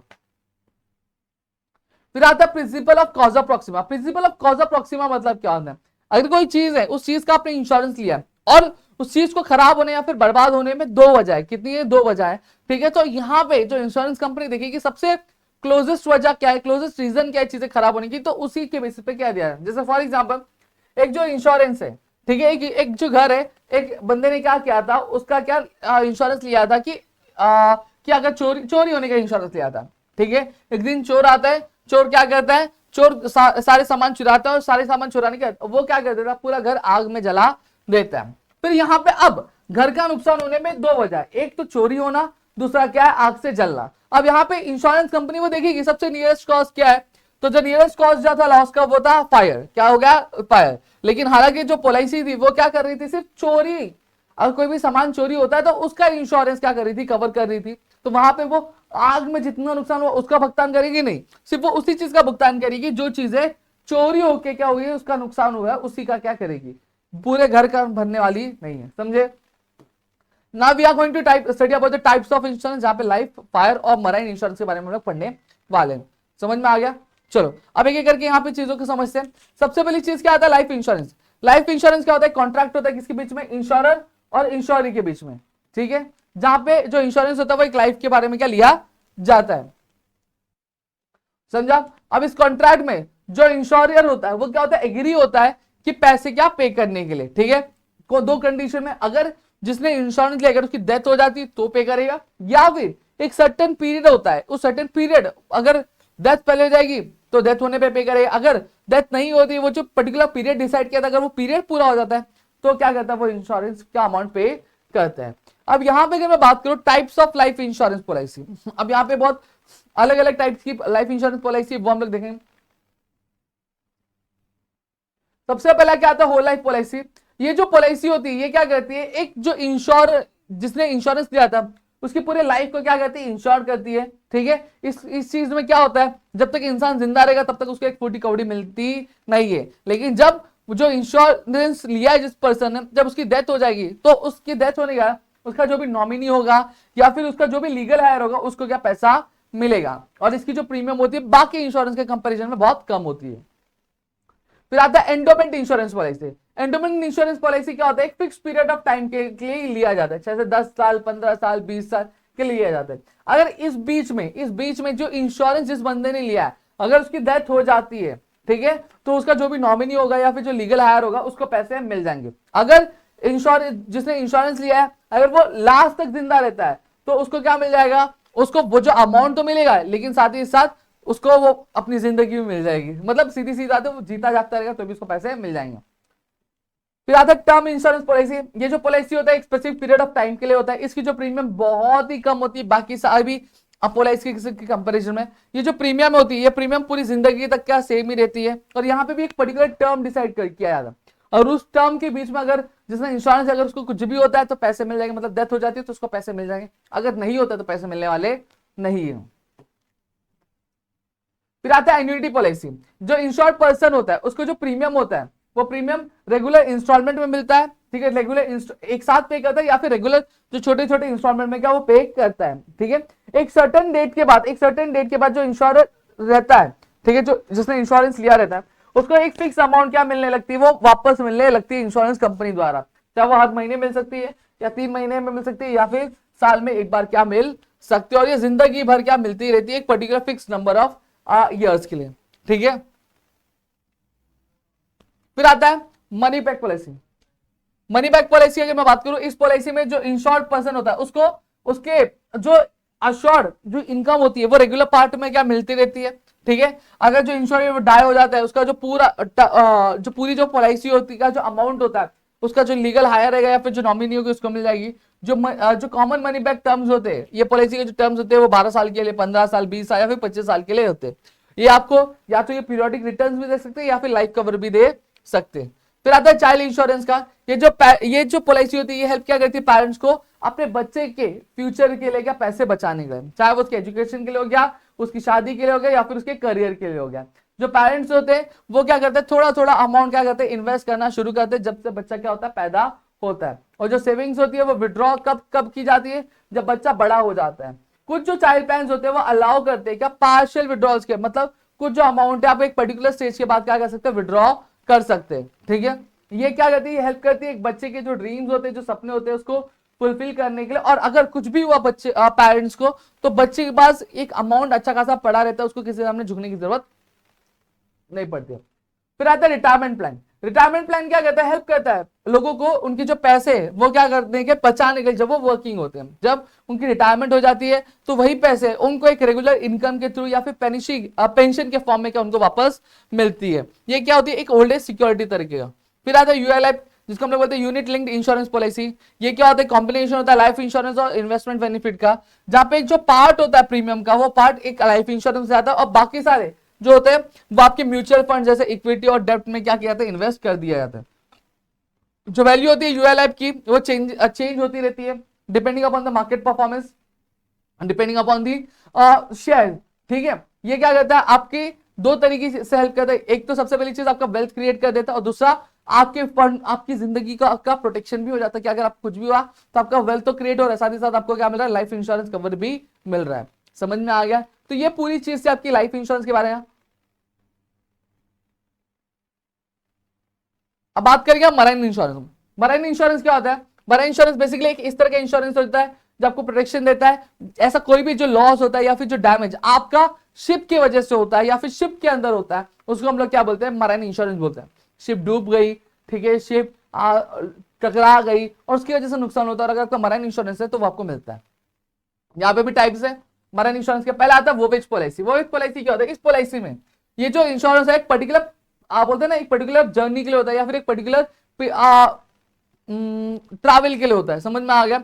ये मैटर नहीं करता कि जर्नी कितने लंबे की होगी, 1 साल 2 साल की, मैटर नहीं। अगर आपने वोयेज पॉलिसी ली है, जब तक जर्नी कंप्लीट नहीं हो जाएगी, जर्नी अपने डेस्टिनेशन पॉइंट तक नहीं पहुंच जाएगी, तब तक ये पॉलिसी क्या रहती है, वैलिड रहती है। समझ में आ गया? इसका जो रिस्क कब स्टार्ट होता है, जब शिप स्टार्ट होती है, और इसका रिस्क कब खत्म होता है, जब शिप खत्म होती है। मतलब पॉलिसी स्टार्ट तब होती है जब शिप स्टार्ट होगा, और पॉलिसी खत्म कब होती है, जब शिप रुक जाएगा। फिर आता है दूसरा टाइम पॉलिसी। इस पॉलिसी में क्या हो जाता है, जो इंश्योरेंस होता है वो एक फिक्स पीरियड ऑफ टाइम के लिए क्या मिलता है, मतलब यूजुअली 1 साल तक के लिए रहता है। ठीक है, अगर जो जर्नी है, जर्नी 1 साल से ज्यादा के लिए हो जाती है, कि पहले लग रहा था कि 1 साल में जर्नी हो जाएगी, लेकिन अब लग रहा है नहीं 1 साल से ज्यादा जाएगी, तो उस पर्टिकुलर पीरियड में कंटिन्यूएशन क्लॉज क्या हम कह सकते हैं यहाँ पे ऐड कर सकें। इस क्लॉज का मतलब क्या, अगर जो वेवेज है वो एक पर्टिकुलर टाइम तक फिक्स फुल फिनिश नहीं होता है, फिर भी जो रहेगा इंश्योरेंस कंटिन्यू रहेगा जब तक शिप जो है अपनी डेस्टिनेशन पॉइंट तक नहीं पहुंच जाएगी। मिक्स पॉलिसी क्या होता है, कॉम्बिनेशन होता है वोवेज पॉलिसी का और टाइम पॉलिसी का। ठीक है, ये जो रिस्क होता है ये दोनों ही स्पेसिफिक वोवेज के लिए भी और एक particular fix period of time के लिए भी क्या करता है, कवर करता है। ये क्या करता है, आपको एक वाइडर प्रोटेक्शन देता है इंश्योर्ड को। फिर आता है वैल्यूड पॉलिसी की। वैल्यूड पॉलिसी क्या होती है, इस तरह की पॉलिसी में जो वैल्यूज होते हैं, जो गुड्स की या फिर शिप की, वो डिसाइड की जाती है और उसी के बेसिस पे जब भी अगर कुछ भी प्रॉब्लम होता है या फिर कुछ भी इश्यू होता है उस पर्टिकुलर टाइम तक, तो वो वैल्यू क्या की जाती है, वो वैल्यू क्या प्रोवाइड की जाती है। ये क्या करता है, ये बहुत इजी बनाता है क्लेम्स को सेटल करने में। आगे चलकर जो वैल्यू होती है वो ऑलरेडी फिक्स हो जाती है, जिससे अगर कुछ भी दुर्घटना हुई तो वहां पे जो कंपनी है उसको ये पर्टिकुलर अमाउंट का पे करना पड़ता है। फिर क्या था, ब्लैंकेट पॉलिसी। ये जो पॉलिसी है मैक्सिमम कवरेज अमाउंट करती है। ठीक है, इसका जो प्रीमियम है वो सभी पूरा का पूरा एडवांस में क्या पे किया जाता है। इसमें क्या होता है, इसमें जो गुड्स के टाइप्स मेंशन किए जाते हैं, रूट मेंशन किया जाता है, पोर्ट्स कौन से थे वो मेंशन किया जाता है, साथ ही साथ जो वोवेज मतलब जो ट्रैवलिंग की जो डिटेल्स होती है वो ट्रैवलिंग की डिटेल्स भी क्या मेंशन की जाती है। ये कई सारे रिस्क को क्या कवर करता है, चाहे वो एक प्रॉपर्टी पे या फिर कई सारे प्रॉपर्टीज पे एक सिंगल पॉलिसी में। समझ में आ गया? फिर आता पोर्ट रिस्क पॉलिसी। ये इस तरह की पॉलिसी होती है जहां पे जो रिस्क होता है कब होता है, जब शिप पोर्ट पे हो। कहां पे हो, पोर्ट पे हो। ये जो पॉलिसी होती है एक स्पेसिफिक पीरियड के लिए ही होती है, जब तक जो शिप का एंकर, एंकर आपने देखा होगा ना, वो जो जमीन में धंसाते ताकि शिप आगे पीछे ना जाए, ठीक है, ना शेक करे, ठीक है, तब तक के लिए होती है। एक बार जब शिप क्या होती है, पोर्ट से हट के चली जाती है, तो ये जो पॉलिसी है ये क्या खत्म हो जाती है। नेक्स्ट आता है कॉम्पोजिट पॉलिसी। कॉम्पोजिट पॉलिसी मतलब क्या होता है, जब कभी भी पॉलिसी जो होती है एक से ज्यादा कंपनियों से ली जाती है तो उसको हम लोग कॉम्पोजिट पॉलिसी क्या बोलते हैं, जहां पे हर एक जो इंश्योरर की रिस्पॉन्सिबिलिटी है कि वो सेपरेटली और क्लियरली डिफाइंड होता है। ऐसी पॉलिसी बहुत ज्यादा यूजफुल होती है जब इंश्योरेंस का अमाउंट जो होता है बहुत ज्यादा होता है और एक कंपनी पूरा अकेले रिस्क ले नहीं सकती है। क्यों? क्योंकि जो इंश्योरेंस का जो अमाउंट है बहुत ज्यादा है और एक कंपनी इतना फंड नहीं है या फिर कंपनी इतना रिस्क नहीं ले सकती कि वो पूरा का पूरा अमाउंट अकेले पे कर पाए। ठीक है, तो यहाँ पे आता है सिंगल वेसल पॉलिसी। ये उनके लिए होता है, ये ऐसी पॉलिसी जो उनके लिए सुटेबल होता है जिनके पास कई सारी शिप्स होती है। क्या होती है, कई सारी शिप्स होती है और कई सारे वोवेज क्या चलते रहते हैं। वो चाहते हैं कि मेरा एक ही पॉलिसी के अंदर सारी शिप्स का क्या बोलते हैं इंश्योरेंस हो जाए, तो उसको हम लोग सिंगल वेसल पॉलिसी बोलते हैं। अब यहाँ पे दो तरीके हैं, एक फ्लीट पॉलिसी, एक ब्लॉक पॉलिसी। फ्लीट पॉलिसी मतलब क्या होता है, जब एक इंसान के पास कई सारी शिप्स होती है और वो चाहता है कि एक ही पॉलिसी के अंदर सारी शिप्स क्या हो, कवर हो, तो इसको हम लोग क्या बोलते हैं, फ्लीट पॉलिसी। ये क्या करता है, ये टाइम को मैनेज करता है और साथ ही साथ मैनेजमेंट को इजी बनाते हैं। फिर आता है ब्लॉक पॉलिसी। ये जो पॉलिसी होती है ये क्या करता है, जो गुड्स होते हैं, जो एंटायर जर्नी में हम क्या करते हैं, लेके ट्रैवल करते हैं, चाहे वो आपके रेलवे के थ्रू हो, ठीक है, रोड के थ्रू हो या फिर सी ट्रांसपोर्ट के थ्रू हो, यहाँ पे कंप्लीट क्या किया जाता है, प्रोटेक्शन प्रोवाइड किया जाता है। चाहे वो मल्टीपल ट्रांसपोर्ट के थ्रू क्या किया जाता है, वो लेके जाया जा रहा हो, अगर उसको कुछ भी होता है तो इंश्योरेंस कंपनी क्या करेगी, अमाउंट पे करेगी। समझा।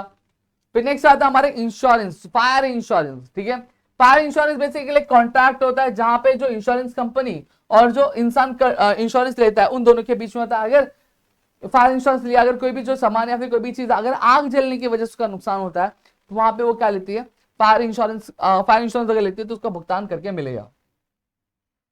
सबसे पहली चीज क्या आती है, वैलिड पॉलिसी। इस पॉलिसी में क्या होता है, जो वैल्यू होती है प्रॉपर्टी की वो पहले से डिसाइड की जाती है और एक पर्टिकुलर पीरियड ऑफ टाइम के लिए क्या रहती है। ठीक है, ये आपका ये अगर फायर अकर होता है तो जो इंश्योरर होता है वो एक फिक्स वैल्यू क्या करेगा, प्रोवाइड करेगा। अब मैटर नहीं करता कि एक्चुअल लॉस कितना होगा उसके। ठीक है, अब ये जनरली किसके लिए किया जाता है, it is use for the item whose real market value is hard to calculate. ये जनरली उन चीजों के लिए किया जाता है जिनकी जो एक्चुअल जो मार्केट वैल्यू क्या होगी क्या नहीं होगी उसको कैलकुलेट करना थोड़ा सा टफ हो जाता है या फिर हार्ड हो जाता है। समझ में आ गया, जैसे आर्ट वर्क हो गया, स्कल्पचर हो गया या फिर जो पेंटिंग्स होती है उनके लिए। समझा।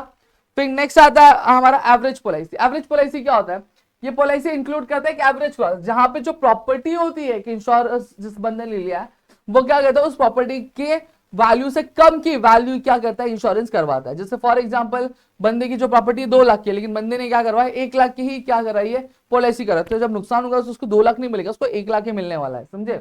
फिर आता है स्पेसिफिक पॉलिसी। स्पेसिफिक पॉलिसी मतलब क्या होता है, जो प्रॉपर्टी होती है वो इंश्योर्ड फॉर स्पेसिफिक अमाउंट, जो इंश्योरेंस लेता है बंदा वो एक स्पेसिफिक अमाउंट के लिए क्या करवाता है।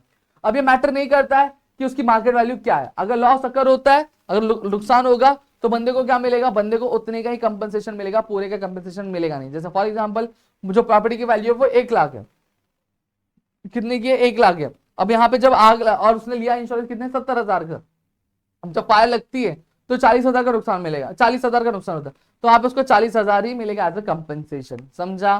फिर आता है फ्लोटिंग पॉलिसी। फ्लोटिंग पॉलिसी मतलब क्या होता है, ये पॉलिसी उन गुड्स के लिए होता है जो अलग अलग प्लेसेस में रखे जाते हैं, गोडाउन में हो गए, वेयर हाउस में गए, यहाँ पे जो टोटल क्वांटिटी होती है और जो वैल्यू होती है गुड्स की वो क्या टाइम टू टाइम क्या चेंज होती रहती है। इसलिए जो ओनर होता है वो एक ही पॉलिसी ले लेता है सारी गुड्स के लिए उस पर्टिकुलर लोकेशन में। ये क्या करता है, ये उसका टाइम और जो उसका ओवरऑल प्रोटेक्शन होता है एक ही प्रीमियम के अंदर उसको क्या कवर करके रखते हैं। फिर नेक्स्ट आता है एक्सेस पॉलिसी। ये जो पॉलिसी होता है यूज तब की जाती है जब जो वैल्यू की होती है गुड्स की वो क्या चेंज होती रहती है। जो इंश्योर होता है यहाँ पे 2 पॉलिसी लेता है, क्या लेता है पॉलिसी, पहला 1 for the minimum value of the stock, पहली पॉलिसी ले लेगा जहां पे जो वैल्यू होती है गुड्स की वो सबसे कितनी कम हो सकती है उसके लिए लेता है, और फिर दूसरा जो होता है another for the extra value that में इंक्रीज एट द टाइम, और जो दूसरी पॉलिसी रहेगी वो इस तरह की पॉलिसी रहेगी जहां पर वो उस चीज के लिए लेता है कि अगर जो वैल्यू होती है गुड्स की अगर वो बढ़ जाती है तो उसके लिए क्या होगा वो। समझा। फिर नेक्स्ट आता है हमारा छठा जिसको हम लोग बोलते हैं री इंस्टेटमेंट पॉलिसी। इस पॉलिसी में जो इंश्योर होता है वो क्या करता है, प्रॉमिस करता है, रिप्लेस करता है और रिबिल्ड करता है प्रॉपर्टी को। वो क्या करता है, वो पैसे पे नहीं करता, पैसे पे करने के अलावा वो क्या करता है, वो जो प्रॉमिस होता है वो क्या करता है, जो भी प्रॉपर्टी जल गई होगी नुकसान होगा उसको वापस से रिबिल्ड या फिर रिस्ट्रक्चर करके देता है। जो कंपनी रिस्टोर करता है प्रॉपर्टी के उसकी ओरिजिनल कंडीशन में, आग लगने से पहले उसकी ओरिजिनल कंडीशन क्या थी उस कंडीशन में उसको रिस्टोर करके देता है ये इंस्टेटमेंट पॉलिसी में। ठीक है, अब इस पर्टिकुलर चीज में डेप्रिसिएशन कैलकुलेट नहीं किया जाता है, वो जैसा पहले था वो वैसा ही बनाया जाएगा। इसमें कोई भी ऐसा नहीं कि डेप्रिसिएशन होने के बाद इतने का तो इस तरीके इतने अमाउंट में इस तरीके वो चीज वो कैलकुलेट करते नहीं है। फिर आते हैं कॉम्प्रिहेंसिव पॉलिसी। नॉर्मली जो फायर इंश्योरेंस है वो क्या करता है, वो सिर्फ ऐसी पॉलिसी कवर करता है जो आपके लॉस होते फायर के थ्रू उस तरह की पॉलिसी क्या कवर करता है। ठीक है, लेकिन ये जो पॉलिसी ये क्या करता है, आपको वाइडर प्रोटेक्शन करता है। जैसे कोई गुड्स है जो आग लगने की वजह से या फिर धमाका होने की वजह से या फिर भूकंप आने की वजह से या फिर बाढ़ आने की वजह से या फिर दंगे होने की वजह से क्या हुआ है आपका नुकसान होता है तो ये मल्टी रिस्क पॉलिसी है कि अगर आपके गुड्स को कुछ भी होता है तो ये क्या करता है, कवर करेगा। फिर आते कॉन्सिक्वेशनल लॉस पॉलिसी। ये रेगुलर फायर इंश्योरेंस होता है जो आपकी कवर करता है मटेरियल लॉस। लेकिन कुछ टाइम जो फायर होता है वो एक इनडायरेक्ट लॉस भी क्या कवर करता है, जैसे लॉस ऑफ प्रॉफिट या फिर एक्स्ट्रा एक्सपेंस। ये जो पॉलिसी कवर करता है उन इनडायरेक्ट एक्सपेंसेस को। डन। फिर यहां पे आता है स्प्रिंकलर लीकेज पॉलिसी। क्या आता है आपका स्प्रिंकलर लीकेज पॉलिसी।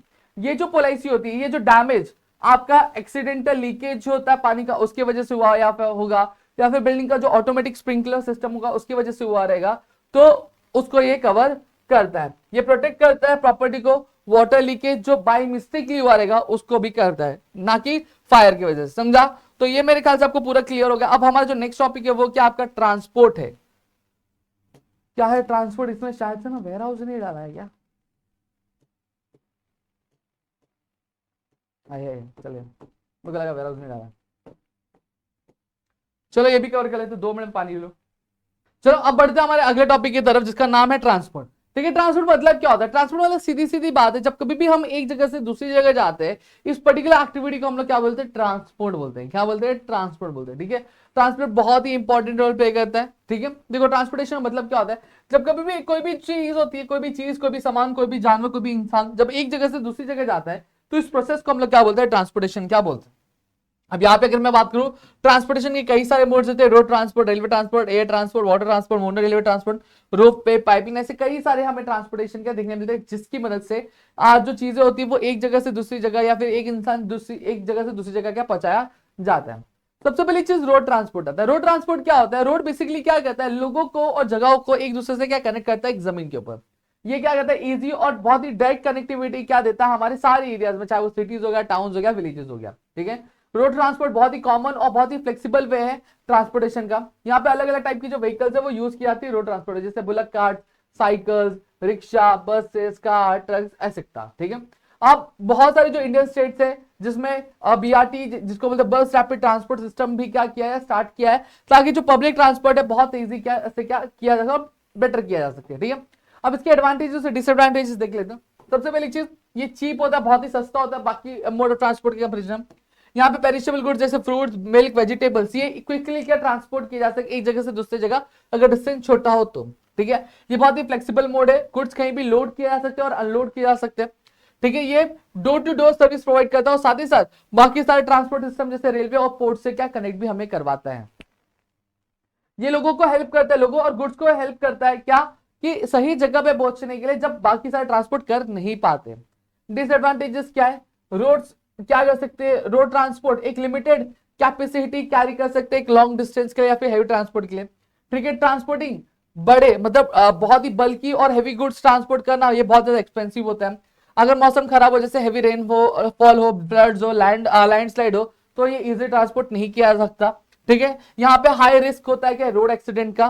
फिर वहीं पे ये साथ ही साथ एक कॉज होता है, एक वजह होती है जिसकी वजह से पोल्यूशन होता है, क्योंकि जो व्हीकल्स होती है एक हार्मफुल गैसेस क्या करती है? रिलीज करती है, जो एक लोगों की जिंदगी को इफेक्ट करता है। अब यहाँ पे हम बात करेंगे रेल ट्रांसपोर्ट की। रेल ट्रांसपोर्ट क्या होता है? ये ऑलरेडी अपने आपके लोअर क्लासेस में पढ़ा हुआ, मुझे इतनी अच्छे से बताने की जरूरत नहीं है। ठीक है, जब कभी जो गुड्स होते हैं या फिर जो लोग होते हैं जब एक जगह से दूसरी जगह ट्रेन की मदद से क्या होते हैं? ट्रांसफर होते हैं या फिर जाते हैं, तो उसको हम लोग क्या बोलते हैं? रेल ट्रांसपोर्ट क्या बोलते हैं। ठीक है, ये बाकी सारी चीजें आप क्या रीड कर सकते हो, यहाँ पे ट्रेन के नाम दिए, मैं सीधा एडवांटेजेस डिसएडवांटेजेस पाता हूँ। ठीक है, अब ये बहुत ही कन्वीनियंट वे है क्या? लॉन्ग डिस्टेंस ट्रैवल के बहुत ही इजिली आपका क्या एक जगह से दूसरी जगह जा सकते हो अगर डिस्टेंस बहुत बड़ा है। ठीक है, फिर दूसरा क्या? ये सुटेबल है क्या? हैवी और लार्ज जो क्वांटिटीज होती है गुड्स की वो एक लॉन्ग डिस्टेंस तक कैरी करने के लिए। ये बहुत ही फास्टर है रोड ट्रांसपोर्ट के लिए, फास्टर है रोड ट्रांसपोर्ट के कंपैरिजन में लॉन्ग डिस्टेंस के लिए। जो ट्रेन सर्विसेज होती है वो उसमें वेदर कंडीशन का बहुत ही कम इफेक्ट क्या होता है। ठीक है, ये बेटर सेफ्टी और सिक्योरिटी क्या प्रोवाइड करता है गुड्स का रोड ट्रांसपोर्ट के कंपैरिजन में। डिसएडवांटेजेस क्या? थोड़ा सा कॉस्टली होता है अगर गुड्स और पैसेंजर्स क्या शॉर्ट डिस्टेंस के लिए कैरी की जा रहे हो तो। रेलवे जो होते हैं वो रिमोट या फिर हिली एरियाज में प्रोवाइड नहीं किए जाते।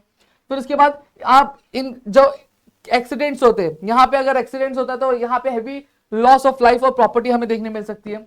यहाँ पे टाइम की फ्लेक्सिबिलिटी नहीं होती है, टाइम जो ट्रेन होती है वो अकॉर्डिंग टू शेड्यूल क्या की जाती है? रन की जाती है।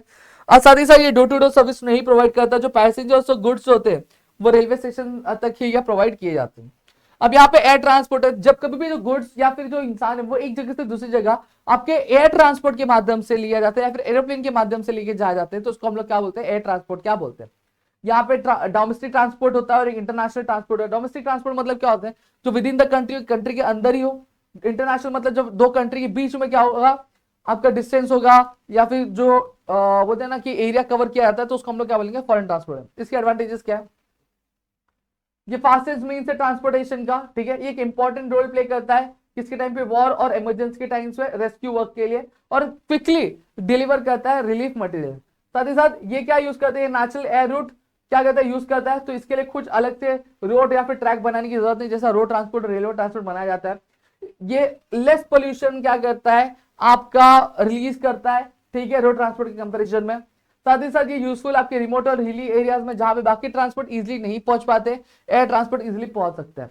डिसएडवांटेज क्या है, ये एक एक्सपेंसिव मोड है ट्रांसपोर्ट का, ठीक है। अगर बैड वेदर, अगर मौसम सही नहीं होगा, फॉग हो गया, स्टॉर्म्स या फिर हेवी रेन्स हो गया, तो ये बहुत ज्यादा अफेक्ट करता है। ये सुटेबल नहीं होता है शॉर्ट डिस्टेंस के लिए। और साथ ही साथ अब एक फ्लाइट को प्रिपेयर करना कि वो ट्रांसपोर्टेशन के लिए यूज हो पाए, ये बहुत ही ज्यादा समय लेता है, ठीक है। इसमें बहुत ज्यादा ह्यूज इन्वेस्टमेंट की जरूरत होती है, एक एयरपोर्ट बनाने के लिए, रनवे बनाने के लिए और कंट्रोल टावर बनाने के लिए।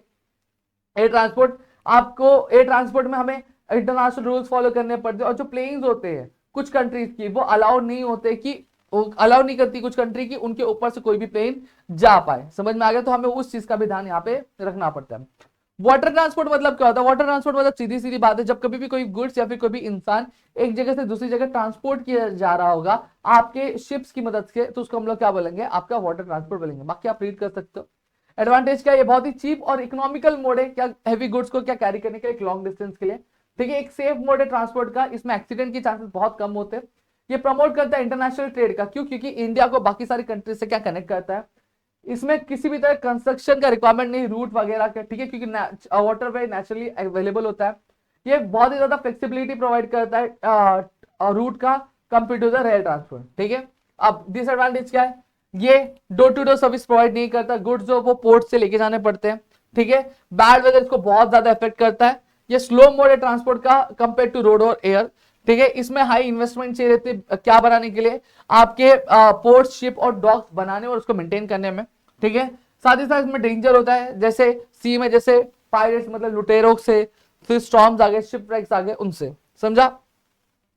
तो यहां पे हम बात करेंगे मोनोरेल। मोनोरेल और मेट्रो मेट्रो क्या होता है यहां पे हम वो देख लेते हैं।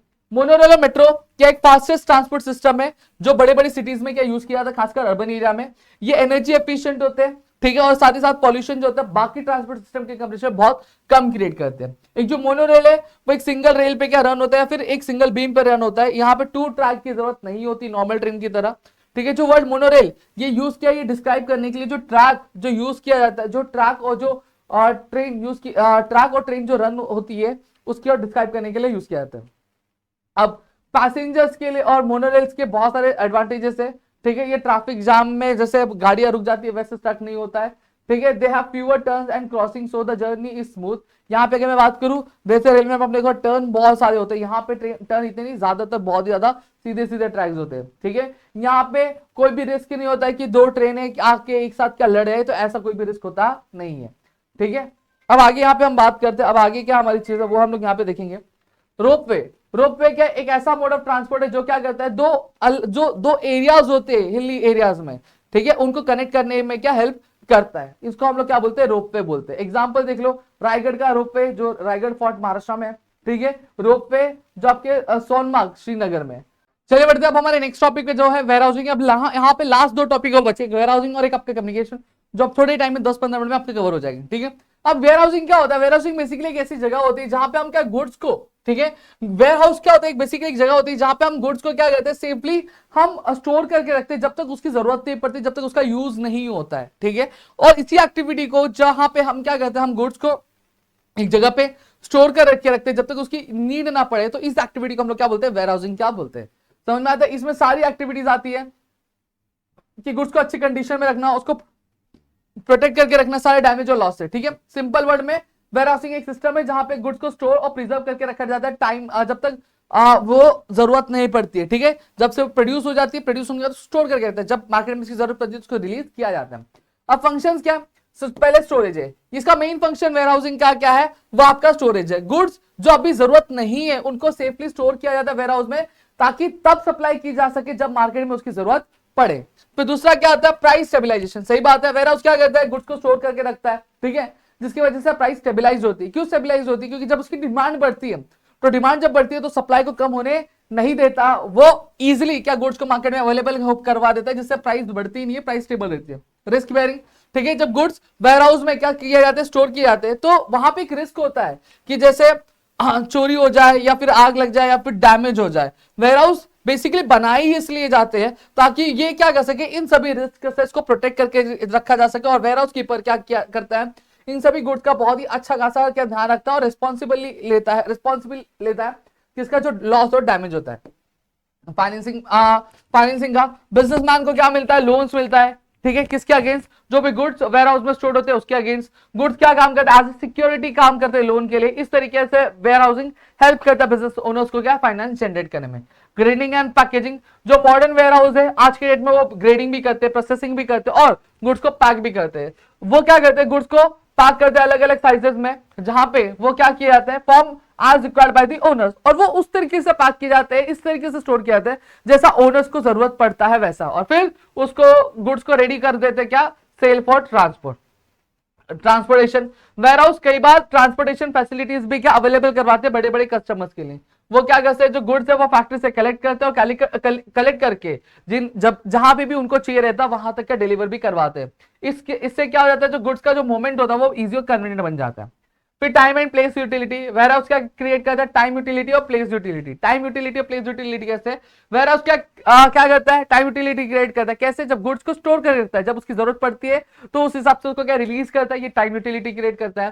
फिर गुड्स प्लेस यूटिलिटी भी गुड्स करता है, क्योंकि वेयर हाउस क्या करता है, ट्रांसपोर्टेशन की फैसिलिटी भी आज की डेट में अवेलेबल करवाते हैं, जिसकी वजह से जहां पे भी गुड्स चाहिए रहता है वहां पे उसको अवेलेबल करवा के देता है। तो इस तरीके से टाइम और प्लेस यूटिलिटी भी क्या क्रिएट करवा देते हैं। फिर आता है प्रोसेसिंग। कुछ जो प्रोडक्ट्स होते हैं वो डायरेक्टली यूज नहीं किए जा सकते प्रोडक्शन के बाद, उनको क्या प्रोसेस करना पड़ता है। जैसे पैडी को क्या करना पड़ता है, पैडी को बहुत ही ज्यादा पॉलिश करना पड़ता है, उसको प्रोसेस करना पड़ता है ताकि वो राइस बन सके। वैसे जो फ्रूट्स होते हैं, फ्रूट्स को क्या करना पड़ता है, पकाना पड़ता है, ठीक है, अब बेचने से पहले। तो वेयर हाउस ये काम भी क्या करते हैं। अब यहाँ पे हम टाइप्स स्टडी करेंगे वेयर हाउस के। प्राइवेट वेयर हाउस क्या होता है, प्राइवेट वेयर हाउस बेसिकली इस तरह के वेयर हाउस होते हैं जो कि बड़े बड़े मैन्युफैक्चरर्स द्वारा या फिर मर्चेंट्स द्वारा क्या ओन किए जाते हैं, यानी एक प्राइवेट इंडिविजुअल द्वारा अगर वेयर हाउस ओन किया जाता है तो उसको हम लोग प्राइवेट वेयर हाउस बोलेंगे। पब्लिक वेयर हाउस क्या होता है, पब्लिक वेयर हाउस बेसिकली इस तरह का वेयर हाउस होता है जो आपको स्टोरेज की फैसिलिटी के अवेलेबल करवा देता है जनरल पब्लिक को कुछ सर्टेन फीस के अगेंस्ट में, ठीक है। बॉन्डेड वेयर हाउस क्या होता है, बॉन्डेड वेयर हाउस बेसिकली एक लाइसेंस्ड वेयर हाउस होते हैं गवर्नमेंट के द्वारा, जहां पे जो इंपोर्टेड गुड्स है वो क्या किए जाते हैं, वो स्टोर करके रखे जाते हैं जब तक उसकी कस्टम ड्यूटी पे नहीं कर दी जाती। एक बार उसकी कस्टम ड्यूटी पे कर दी जाती है तो फिर वहां से गुड्स क्या बाहर निकल के आते हैं। फिर आते हैं ड्यूटी पेड वेयर हाउस। अगर जो एक इंपोर्टर है, इंपोर्टर ने ऑलरेडी कस्टम ड्यूटी क्या कर दी है, पेड कर दी, लेकिन वहां पे वो डिफिकल्टी फेस कर रहा है कि गुड्स को वो ले जा नहीं पा रहा है, तो वहां पे जो गुड्स होते हैं वो कहां रखे जाते हैं, आपके ड्यूटी पेड वेयर हाउस में रखे जाते हैं कुछ टाइम तक। इसका मतलब क्या होता है, ये गुड्स ऑलरेडी ट्रांसपोर्टेशन के लिए रेडी है, लेकिन कुछ ट्रांसपोर्टेशन की दिक्कत आने की वजह से इसको हम लोग ट्रांसपोर्ट नहीं कर पा रहे हैं, ठीक है, और इसकी ड्यूटी भी ऑलरेडी पे कर दी, इसलिए इसको ड्यूटी पेड वेयर हाउस में रखा जाता है। गवर्नमेंट वेयर हाउस क्या होते हैं, ये कुछ ऐसे वेयर हाउस होते हैं जो मैनेज किया जाता है सेंट्रल गवर्नमेंट द्वारा और स्टेट गवर्नमेंट द्वारा या फिर पब्लिक अथॉरिटी द्वारा, जहां पे ये स्मॉल फार्मर्स, ट्रेडर्स, बिजनेसमैन को क्या करते हैं, हेल्प करते हैं, जो वेयर हाउस को ओन नहीं कर सकते उनको ये हेल्प करते हैं। कुछ एग्जांपल है, central warehousing corporation, state warehousing corporation और फूड कॉर्पोरेशन ऑफ इंडिया। फिर आता है कोऑपरेटिव वेयर हाउस। क्या आता है आपका कोऑपरेटिव वेयर हाउस, ये कुछ ऐसे वेयर हाउस होते हैं जो ओन और रन किया जाता है आपके कोऑपरेटिव सोसाइटीज द्वारा, ठीक है। ये क्या करते हैं, लो कॉस्ट स्टोरेज फैसिलिटीज क्या प्रोवाइड करवाते हैं फार्मर्स को, ट्रेडर्स को, जनरल पब्लिक को। ये स्पेशली हेल्पफुल किसके होते हैं, स्मॉल फार्मर्स और रूरल जो बिजनेसमैन होते हैं उनके लिए बहुत ज्यादा हेल्पफुल होते हैं। फिर नेक्स्ट आता है, भाभी का फोन उठाना। फिर क्या आता है, कोल्ड स्टोरेज वेयर हाउस। ये कोल्ड स्टोरेज वेयर हाउस ये ऐसे वेयर हाउस होते हैं जहां पे रेफ्रिजरेशन सिस्टम होता है, जहां पे जो गुड्स होते हैं वो क्या रखे जाते हैं, जैसे फ्रूट्स हो गया, वेजिटेबल्स हो गया, डेयरी प्रोडक्ट्स हो गया, फ्लावर्स हो गया, मीट रखा जाता है, ताकि जो गुड्स है वो लो टेम्परेचर पे क्या रह सके, फ्रेश रह सके, और जब वो मार्केट में जाए तो वो खराब ना होके जाए, वो अपनी ओरिजिनल कंडीशन में ही जाए। क्लियर हो गया, इतनी चीजें क्लियर होगी। अब यहां पे हमारा लास्ट टॉपिक आता है कम्युनिकेशन का। क्या आता है कम्युनिकेशन का, ये लास्ट का है, थोड़ा सा देख लेते हैं भाई। आई नो चैप्टर बहुत बड़ा है बट क्या कर सकते हैं, पढ़ना तो पड़ेगा। कम्युनिकेशन मतलब क्या होता है, जब कभी भी हमारे जो भी आइडियाज होते हैं, ठीक है, हमारी जो भी बातें होती है, जब उसको हम लोग शेयर करते हैं या फिर एक्सचेंज करते हैं, तो उस एक्टिविटी को हम लोग क्या बोलते हैं, कम्युनिकेशन बोलते हैं। अब कम्युनिकेशन के कुछ टाइप्स, दो टाइप्स, एक पोस्टल सर्विस और एक मॉडर्न मीन्स ऑफ कम्युनिकेशन। सबसे पहली चीज हम जो पढ़ने वाले हैं वो पोस्टल सर्विस के बारे में पढ़ने वाले हैं, फिर उसके बाद हम लोग क्या पढ़ेंगे, मॉडर्न सर्विस। किसके बारे में? नहीं, लंच में टिफिन, ठीक है। पोस्टल सर्विस, जो पोस्टल सर्विस होती है इंडिया में मैनेज किसके द्वारा की जाती है, जो डिपार्टमेंट ऑफ पोस्ट है उसके द्वारा मैनेज की जाती है, जो किसके अंतर्गत आता है, जो मिनिस्ट्री ऑफ कम्युनिकेशन और इंफॉर्मेशन टेक्नोलॉजी के अंतर्गत आता है, ठीक है। ये सबसे लार्जेस्ट पोस्टल नेटवर्क है पूरे वर्ल्ड में। अराउंड अगर मैं बात करूं 1,54,965 पोस्ट ऑफिस है पूरे इंडिया में, जिसमें से बहुत सारे रूरल एरियाज में, ठीक है। यहाँ पे कुछ टाइप्स ऑफ पोस्टल सर्विसेज, सबसे पहली चीज आता है मेल सर्विसेज। मेल सर्विसेज में भी हमें क्या देखने मिलता है, चार टाइप देखने मिलता है। इनलैंड, इनलैंड मतलब क्या होता है, ऐसा, ये एक तरह का ऐसा पोस्ट है जहां पे जो लेटर्स होते हैं या फिर मैसेजेस क्या शेयर की जाती है सिर्फ with in the boundary of the India, उसको हम लोग इनलैंड लेटर्स क्या बोलते हैं, ठीक है। एनवेलप क्या होता है, एनवेलप बेसिकली एक तरह का बोलते हैं ना कि एक कवर होता है जो कॉन्फिडेंशियल लेटर्स क्या सेंड करने के लिए क्या यूज किया जाता है, या फिर चेक्स होते हैं या फिर फोटोज होते हैं या फिर प्रोफोर्मा होता है, इसके लिए क्या शेयर किया जाता है। पार्सल क्या होता है, use to send parcel of goods और आइटम अक्रॉस द इंडिया और to the other country. Parcel basically एक इस तरह की चीज होती है, एक इस तरह की सर्विस है जहां पे हम कोई भी गुड्स होती है वो हम विद इन द इंडिया या फिर बियॉन्ड द इंडिया अगर हमें बेचना है, भेजना है तो हम भेज सकते हैं, ठीक है। यहाँ पे हमें कुछ एक्स्ट्रा फी क्या पे करनी पड़ती है। फिर आता है book post. Book post basically एक इस तरह की सर्विस है जहां पर हम जो प्रिंटेड मटेरियल जैसे बुक्स हो गई, मैगजीन्स हो गई, जर्नल्स हो गई, इसको भेजने के लिए हम क्या करते हैं, हम यूज करते हैं। समझ में आ गया, ठीक है। और हर एक पैकेट पे क्या लिखा होता है, बुक पोस्ट का लिखा रहता है। अब यहाँ पे आते हैं स्पेशलाइज्ड पोस्टल सर्विस। ये स्पेशलाइज्ड पोस्टल सर्विस में सबसे पहले आता है बिजनेस पोस्ट। ये क्या करते हैं, कंप्लीट मेलिंग सर्विसेज, प्रिंटिंग हो गया, सीलिंग हो गया, एड्रेसिंग हो गया, डिलीवरिंग हो गया लेटर ऑफ बिजनेस का, उसके लिए यूज होता है। ये लार्ज और स्मॉल कंपनीज दोनों के लिए बहुत ज्यादा यूजफुल होता है। ये स्पेशल बिजनेस पोस्ट सेंटर्स क्या करती है, हैंडल करते हैं इस कंसाइनमेंट को मेजर सिटीज में। फिर आता है लॉजिस्टिक पोस्ट। ये क्या करता है, ये एंड टू एंड सर्विस क्या करता है, ऑफर करता है। ये कलेक्ट करता है, स्टोर करता है और ट्रांसपोर्ट करता है गुड्स को और डिलीवर करता है ऑल ओवर दी नेशन। ये एक लो कॉस्ट होता है और एफिशिएंट सर्विस होती है बिजनेस कस्टमर्स के लिए। बिल में सर्विस, ये किसके द्वारा यूज किया जाता है, कंपनी द्वारा यूज किया जाता है बिल सेंड करने के लिए, स्टेटमेंट सेंड करने के लिए, अकाउंट डिटेल्स होती है कस्टमर को वो सेंड करेंगे। यहाँ पे अगर मैं बात करूं 5,000 आर्टिकल्स क्या पोस्ट की जाती है एक ही बार में, ठीक है। ये जो सर्विस होती है ये रेगुलर बिल मेलिंग होती है, ये 1 से 90 डेज और मोर, ठीक है।